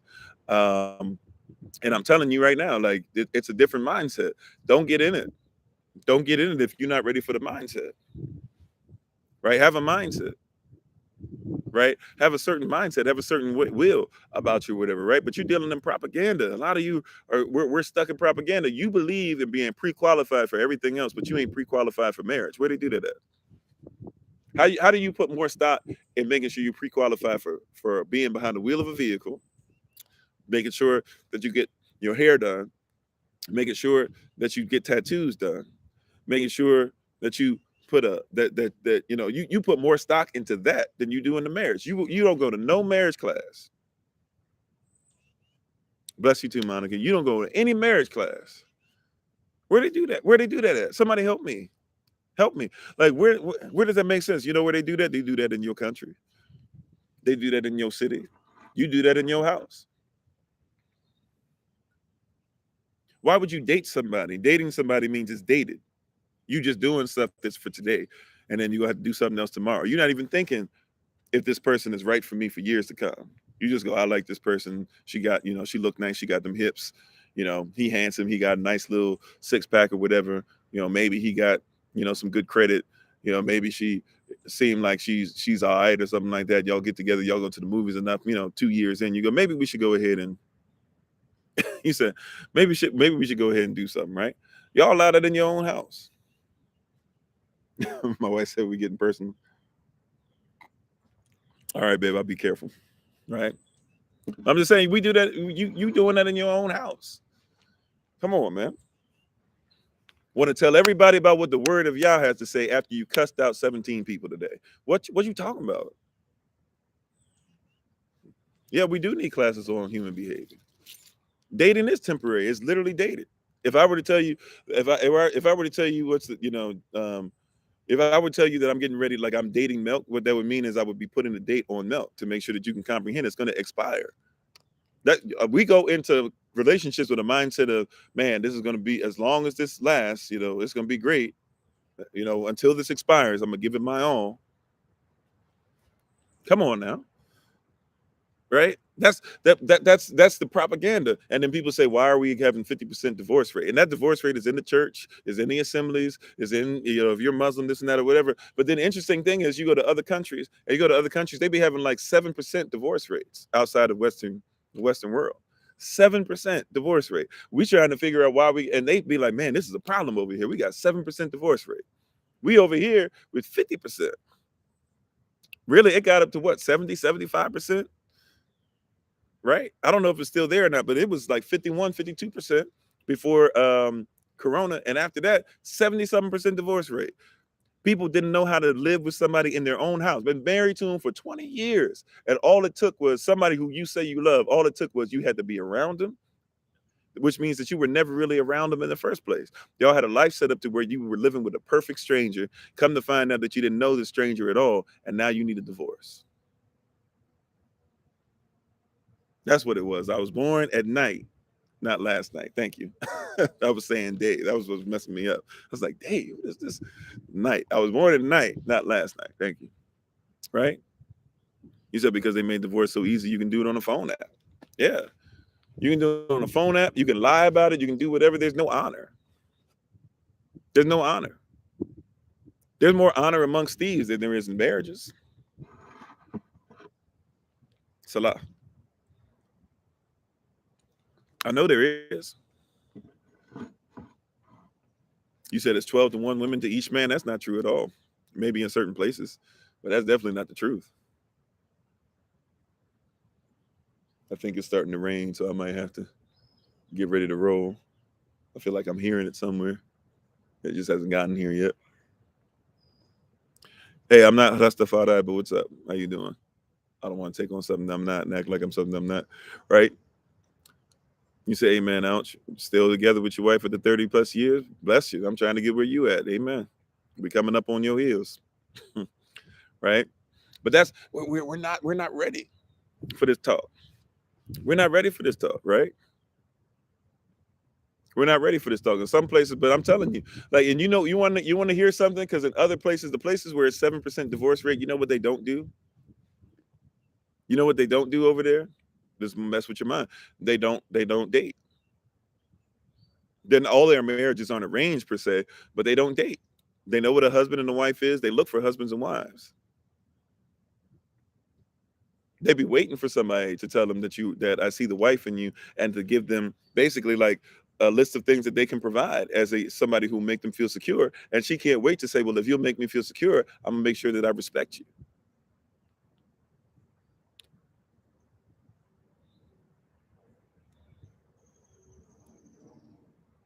Just made 5 years. Amen. That's what's up. Congratulations.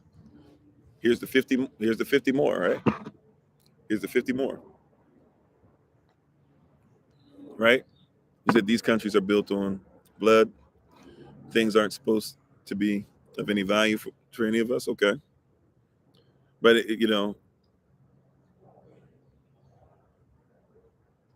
you said, do you get married after 22 years? Well, in our culture, see, if you're talking about what we're talking about specifically, marriage is sex and sex is marriage. If you're having sex, you already having marriage. If you've been together for 22 years, you're technically common law already. Well, depending on where you are, but I would say almost in any, if you're in a state, I don't know if you're in the United States of America, but if you are, more than likely you could already consider to be married. You've been living together for 22 years. At that point, you are married, right? Marriage is a marriage contract. By the way, you don't have to go through the state to get married. That's why you can have common law marriage, but you can just write your own contract. Marriage is a different concept than what many people do. People think that marriage has to be a debt contract or something like that. That's not how it works. That's why sex is marriage, marriage is sex. If you, once again, if you go down the aisle, you get married, y'all don't have sex for 3 months, go before the judge, you say, hey, she won't have sex with me. The judge looks at her and says, why won't you have sex with them? She gives whatever reason. And he says, okay, well, you know what? Marriage annulled. You're done.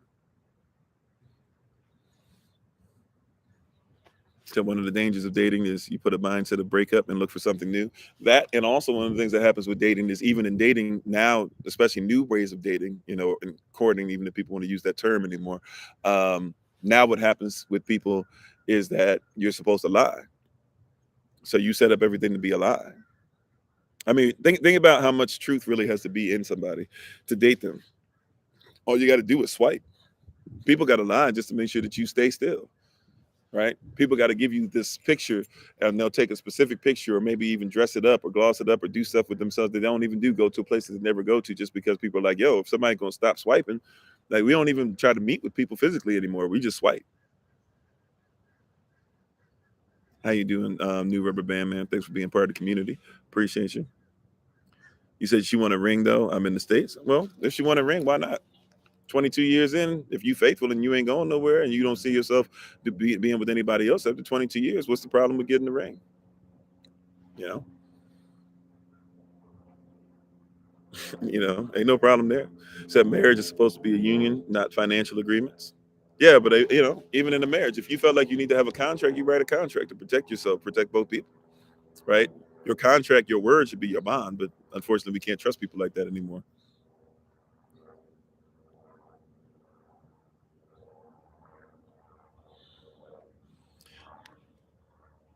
Jet says they have too many divorces because they don't have time for each other. That's part of it, right? But once again, that's why it comes to a system. We've been fed propaganda. You want to know, like, what's the number one reason? Y'all probably already know the answer to this, right? But what is the number one reason for divorce, right? And let's step out for our spiritual high place. Let's stop being mystical. Let's be practical. What's the number one reason for divorce? Oh, you've been with her since the sixth grade, and you 37 now. I mean, shoot, you ain't going nowhere. You might as well, even if you don't walk down the aisle, you might as well get a ring, right? The number one reason for divorce is not abuse, even though abuse is a problem. But number one reason for divorce is money, financial issues,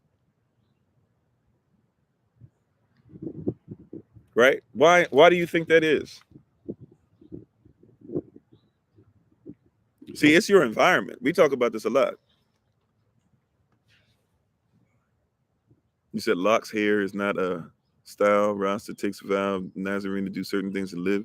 Okay, Paul, no problem. Yeah, I do certain things and I live a certain manner or whatever. I didn't proclaim to be a Rasta either. If that's your way of saying hello, though, hello to you. Um, um, but yeah, like the reason why people come on, um, or the reason why people are having issues with money is because of the environment.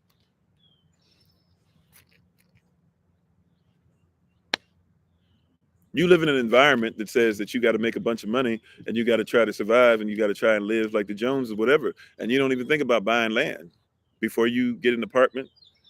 Like my wife and I, we had great wedding, you know, tens of thousands, I believe, of dollars. I might be wrong on that, but I believe so. Tens of thousands of dollars and all that put into it.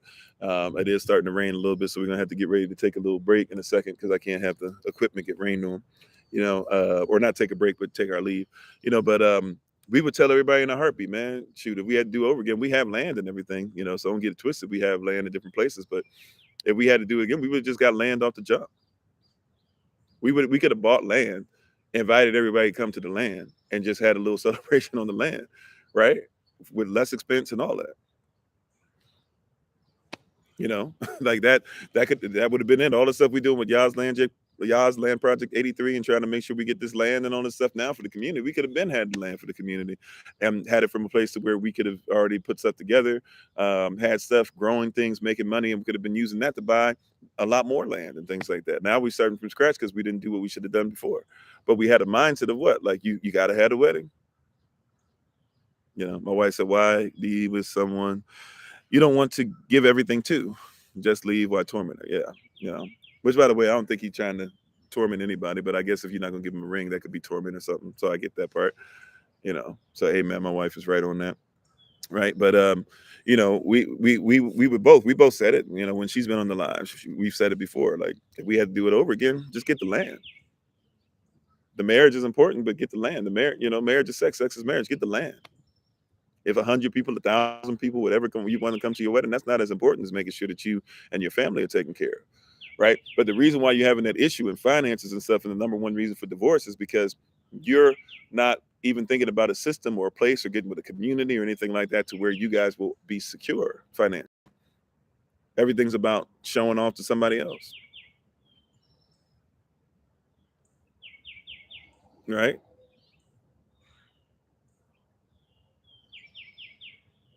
Like it's about trying to give everything to everybody else. Yeah, I see you, and definitely should give the ring. I have no problem with that. Like, I have no problem with it. That's not my, that's not my issue. So I'm with you, right? But it's, we have this weird thing that goes on in our mind, in our head, where it's like about looking like everybody else. Thanks for being on part of community dance. You said we had to cancel our wedding and did a house wedding on Christmas Eve because you got deployed. Hey, but you're still together, right? So, but it's about, one of the things that we're doing, it's about, oh, it's got to look like this, it's got to be like this. We don't set ourselves up. Once again, it's about propaganda. Propaganda says, um, you know, love don't cost a thing. Love is going to cost you yourself. You're gonna become one with somebody. I'm not the same Kofi I was before I met my wife. Literally, legit. My wife knows what I'm saying. Literally, I'm not the same Kofi that that I was before I met my wife. You said you lived too long and seen too many men and women leave and give another everything. Yeah, amen. So, like when we're talking about building this stuff, you said, why do I wear my ring on my right hand? Because the screen is flipped. This is my left hand. It just appears to you that this is my right. If I were to do mirror image, then you would see it different, right? So it's on my left hand, but right. If you need to see it, here we go. Right. It automatically does this or whatever on whatever. I can switch it. I switch it when I'm using the board. Right. So here you go. This is mirror image. This is my left hand. There you go. Right. It automatically, and I leave it like that unless I'm doing something with the board because it's actually confusing to see it backwards. Right. It's frontwards for you, but it's backwards for me. No, thank you, Arthur. Appreciate it. Right. So it's about, once again, we're looking at stuff through propaganda. I know it's time for us to get ready to take our leave. We got to comprehend, right? And by the way, that's, once again, Minister Tamara, you're right. Like, even in our community, like I said, are you pre-qualified even for marriage? Are you pre-qualified? Are you already a husband when you get married? Are you already a wife when you get married? That's our culture.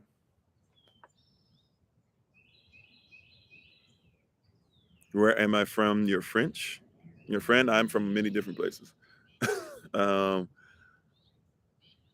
Bree says, right after 16 years with your husband, you're tougher and he is more gentle. Yeah. Well, if you want more content, all you got to do is just go on. If you're on YouTube or if you're ever on the podcast, just look at the description that comes with it. If you're on TikTok, just go to our TikTok page, and you can just look in the where it says bio for a little more information. If you want for a lot more information, though, where it says website, click on there. Click on there. That's our link tree. Click on the link tree. A bunch of stuff will pop up. You'll be able to see it. Right. But you got to go back to that, like, husbands and wives, pre-qualified. That's culture. You gone through a propaganda that says that, hey, whatever we do, it's going to be, whatever we're going to do, uh, she's going to turn into, or I can make him, or I can do this or whatever, like that. Like, that's, or dating, hey, we're just going through the process, this and that, or whatever. I'm telling you, like, if we teach children how to be spouses, a lot of the issues that we have in society start to go away. But you're not going to get that in this world or in this system. When you go out to your job, when you go out to work, when you go out to talk to somebody else, you're not going to get that same thing, right? You're not going into an environment that's conducive, right? You're not going into a collective of people that even appreciate marriage, right? You're going to a collective of people where they're okay with, if you know, if you look, I'm here to tell you, if a woman decides to get an abortion or she doesn't, it's not my problem. It's not my problem in a sense. In this sense, I know some people being like, hear me out, right? In this sense, it's not my decision to make. At the same time, though, if you're killing off babies, don't be upset talking about why are our condition and people and stuff like that, or abortions. Don't forget that there are a lot of women that are going to still go through postpartum, and there are a lot of women that are going to go through guilt and stuff. You know how I know? Because I'm the one that talks to them. I still am in a position to love on you and to respect you and to make sure that my wife and I can talk to you and to see how we can do this and pray through some things and do that. But don't get it twisted. Like, for every decision, there's going to be a consequence. What we had a thing a long time ago. What was that? For every choice, there's an invoice. For every choice that you make, there's an invoice. So you can choose ye this day, whoever you want to serve, do whatever you want to do. Just comprehend that there's a payment that has to come up. For every choice, there's an invoice. There's something you're going to have to pay for. And you can say it's your choice to do whatever it is. How you doing, Sister? Thank you for the love, Sister Sharice. Right? It's your choice to do whatever you please. But hear me out. Every choice comes with an invoice, and while a whole bunch of people are speaking on these soapboxes and telling you that they're fighting for everybody else, I'm one of the people behind the scenes that has to talk to everybody else and talk them down off the ledge and tell them that it's okay and cry real tears with them. Right, and have it to where my family is affected because my family is losing time with me, which, by the way, that's my calling. But at the same time, my family losing time with me because I got to talk to somebody longer than expected, because these things that everybody said, your choice. You said, am I religious? Once again, religion just means what people repetitively do as a legion. If you're asking the question, do I believe in spirituality? Do I believe in the Bible? Do I believe in the Tanakh, etc.? Yes, I do. All right, everybody's religious. So, right, if you're saying, do I believe in the Bible? Do I conduct myself by a certain group of certain laws? Then yes, I do. Universal laws, kingdom laws, maritime law, natural law of attraction, law of first mention, et cetera, et cetera. Okay. Minister Knight says, oftentimes the enemy torments women who had abortions. Yeah. And I'm just telling you, I'm not saying that you're evil. I'm not saying I have a heaven or hell to put you in, because I don't. I'm just telling you, I'm somebody that usually is talking to you when you make those decisions as a life coach, marital coach, etc. You said they don't have any problem finance. Are you saying that women that get abortions don't have problems financially? I don't think that's true at all. Are you saying just because they don't have a child, they wouldn't have problems financially? Because we could say the opposite. There are people that have children and have no problems financially. I wouldn't even say no problems. They just have different sets of problems, because more money, more problems, for real, for real. Right? Don't think that just because you get more money, you ain't gonna have no problems. I promise you, when you get more financially stable, then stuff starts coming up, even the things that you want to do. Like, there's stuff on the table for me to do now that wasn't on the table for me to do before. So I be having different types of financial problems, even though I'm not rich by any stretch of the imagination, right? I'm just saying, like, to have land and own stuff and have certain things in order and structured, even if they're not fully structured the way that we would like yet, we have more options than the average person does. And it comes with more issues because the average person, the less options you have, usually, believe it or not, the less options you have, the less problems you have. Like, when I was a child and I didn't know what money was or whatever, you couldn't have told me that I didn't have as much money as somebody else, because I thought I was cool. I mean, I went certain places, I did certain things. I didn't travel the world or anything, but who cares? Like, I traveled enough. I went to the beach. That was straight. Like, to go to the beach, to be able to swim, to know how to swim, and other people to know how to swim, stuff like that. I mean, I thought I was living lavish. All of a sudden, you say, oh yeah, you in the military at 17 years old, you got to take care of yourself financially. Ooh. And there's credit problems. And, oh, I shouldn't have got a credit. I shouldn't have just got 3 credit cards when they mailed them to me in the mail, and it's too late now, and now I'm not gonna be able to pay them back. When you have more options, you have more problems, right? But even that's propaganda. You're gonna be free once you get to yourself. No, you better make sure you still got a collective. What I do for a living, I do this. I change lives one mind at a time by being a voice of the voiceless and speaking the unspoken, whether it be through live sessions, classes, life coaching, marital coaching, um, helping the community. My wife has a nonprofit that I work for her in.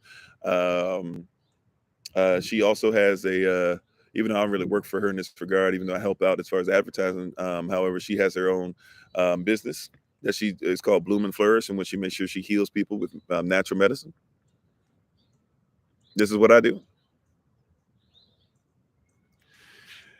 Thank you, Parole Girl. Appreciate it. Thank you, Playboy. Playboy, in my Tony Baker voice. Yeah, and dealing with us definitely is, yeah, well, dealing with life, or what dealing with you as a collective. Yeah, dealing with life isn't easy. I'll tell you this, even like people who talk about like being a Koheleth, or what people call a pastor, um, is interesting because the pastor is an assembler. How you doing? Nice Ghost Rider.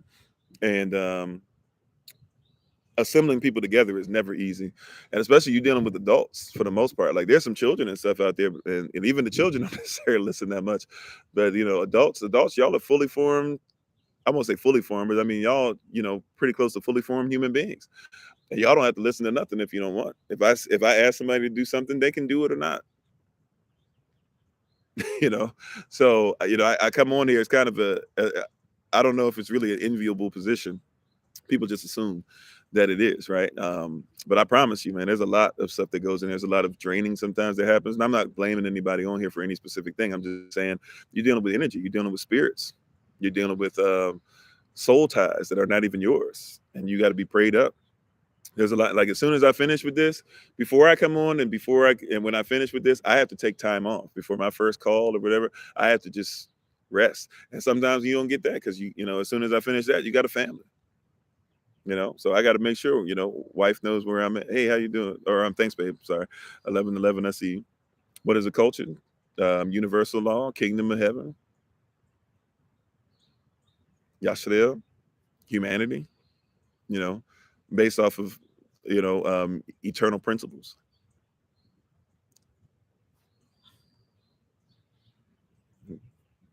If you want to say, if you want to get to some of the smaller versions of that, Ghanaian, Shui, Taino, Cherokee, Kemet,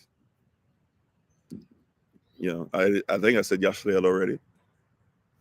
A lot more. Jamaican, even though I would say more Taino than Jamaican, but nevertheless. Chaos says, "Yep, as someone sensitive to energy and presences, I wasn't trained to deal with, but I recognize them." You got to be. Where am I from? I'm from all the places. I'm from everywhere, literally, legit. If you want to say where was I born? I was born in the United States of America in Maryland, but I've lived. I won't say I've lived everywhere, but I mean I've done a lot of travel, and as a child, I mean I moved like 13 times, so all over the place, all over the place. Um, but yeah, but all these things we're talking about today, this is all the same stuff. Keeping that same energy, so to speak. It's as we take our leave now, get ready to take our leave.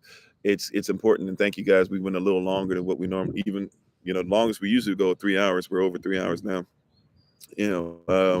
However, it's important for us to recognize this. I'm glad that Ravak Hakwadashi changed what we were talking about because apparently we needed to talk about this today. Protection from propaganda.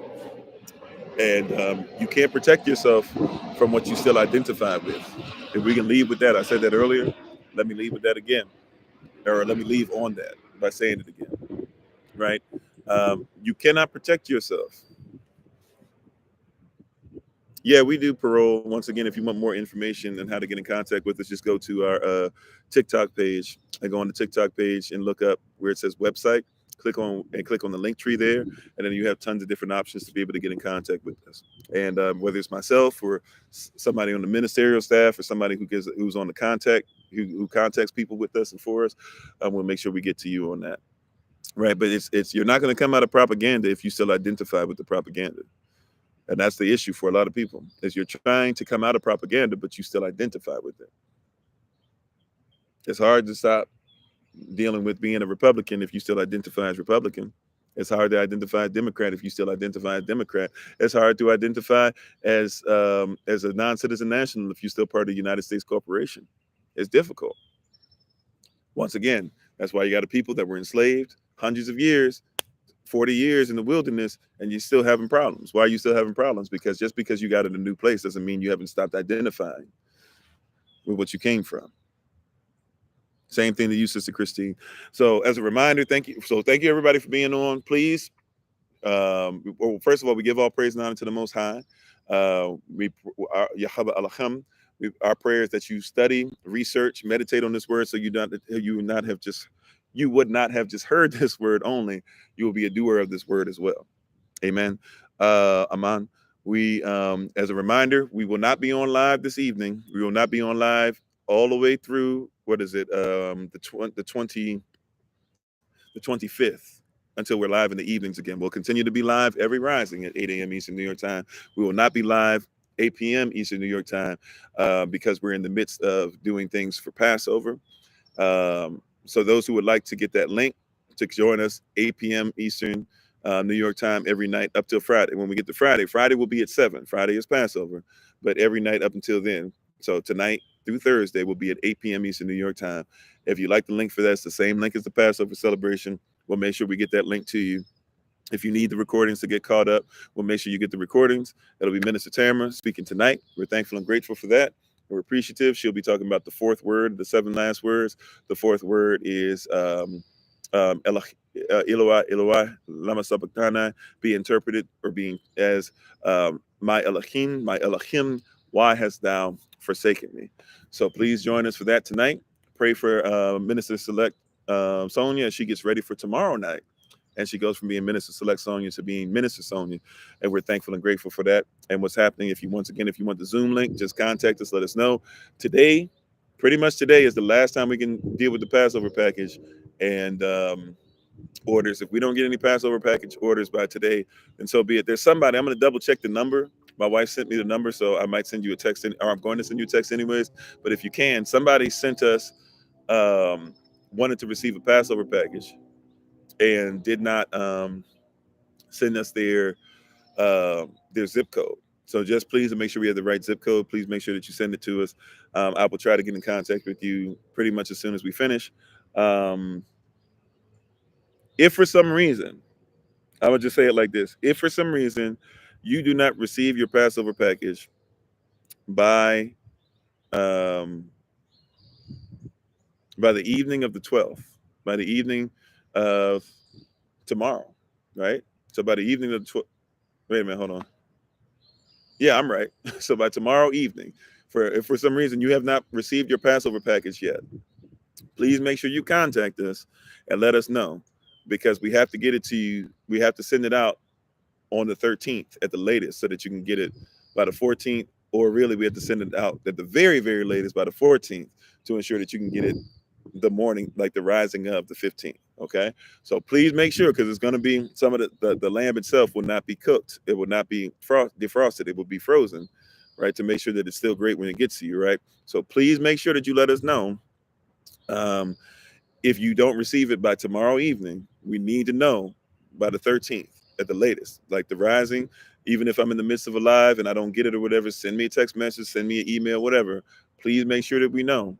Right. I'm pretty sure everybody that's asked for it, we've sent it out already, except for one person who we don't know about their zip code. Right. Because other than that, we believe we should have enough to make sure that those we're meeting up with in South Carolina for on the 15th, and then those who will come on the 16th as well. But anybody coming on the 15th for Passover, we should have enough for you all. Right. So if we need to use some of that to make sure we send it to somebody, we need to know, because we're going to be on the road basically. We'll be arriving. Oh, wow. Hold on. I got my days. What's today? The 11th, 12th. Yeah. So 13th and 14th. Okay. So yeah. So we're going to be on the road Thursday. So even when we're on the road, we can possibly stop somewhere before we go to make sure we send the stuff out, but we need to know by Thursday if you don't have it. All right. Thank you so much. We appreciate it. We appreciate the king and queen in each and every one of you, even if you're not living inside the kingdom or queendom yet. We appreciate the potential king and queen in each and every one of you. We're thankful. We're grateful. We honor you. Please join us. Thursday Rising Prayer is coming up this Thursday. Minister Anais is in charge of that. So please join us for that. We appreciate you. We honor everybody. And we're thankful and grateful for an opportunity to be with you one more again. Other than that, if we don't see you tonight at 8 p.m. Eastern New York time on Zoom for this fourth word with Minister Tamara, we look forward to talking to you tomorrow morning or tomorrow in the rising, 8 a.m. Eastern New York time. We're thankful and we're grateful. Let us know if you want something to be on the prayer list. Even if you're not with us, we'll make sure that we pray about it corporately together on Thursday, and continue to pray for Off Grid and his family. I'm going to try and reach out to them again. I tried to reach out to some people to help them. We haven't gotten any reply yet, but continue to pray for them as well. We're still praying for Sister Shima and your daughter. We're still praying for uh, Sister Deja's friend. We're still praying for great many different things that are happening. We're praying for Big Brother Thomas and Big Brother Thomas's wife. I believe, was it his wife? Or I don't know if his wife, daughter, could be granddaughter for all I know. Is it Tanya or Tonia? Tonia, I believe. Praying for health and strengthen health. And we're thankful and grateful for each and every one of you. Okay, was that it? Okay, I think I got the zip code. Okay, cool. So thank you, everybody. Once again, we appreciate you. We honor you. We lift you up. Oh yeah, somebody's daughter Tiffany. There's a whole litany of things. So continue to pray for everybody. We appreciate you. Please, once again, check out my wife, the Honorable Maya. You can check her out on TikTok, YouTube, her website, and Pinterest at Bloom and Flourish, not A-N-D, the letter N, Bloom and Flourish. And continue to, and if you would like to support ChangingLinesInitiative.org, if you'd like to see what she does as far as being a healer, herbalist, chemist, and biologist by degree for everyone, please make sure that you go ahead and do that for us. We're thankful, we're grateful, we appreciate you all, and we honor you all. Thanks for spending time with us. Hopefully you got something out of this that was meaningful. This was not what I intended on speaking. However, I feel like this, I can feel like this was something we need to go into. And so we appreciate you all. Thank you so much. We honor the King and Queen once again in each and every one of you. We look forward to talking to you. Pray for us.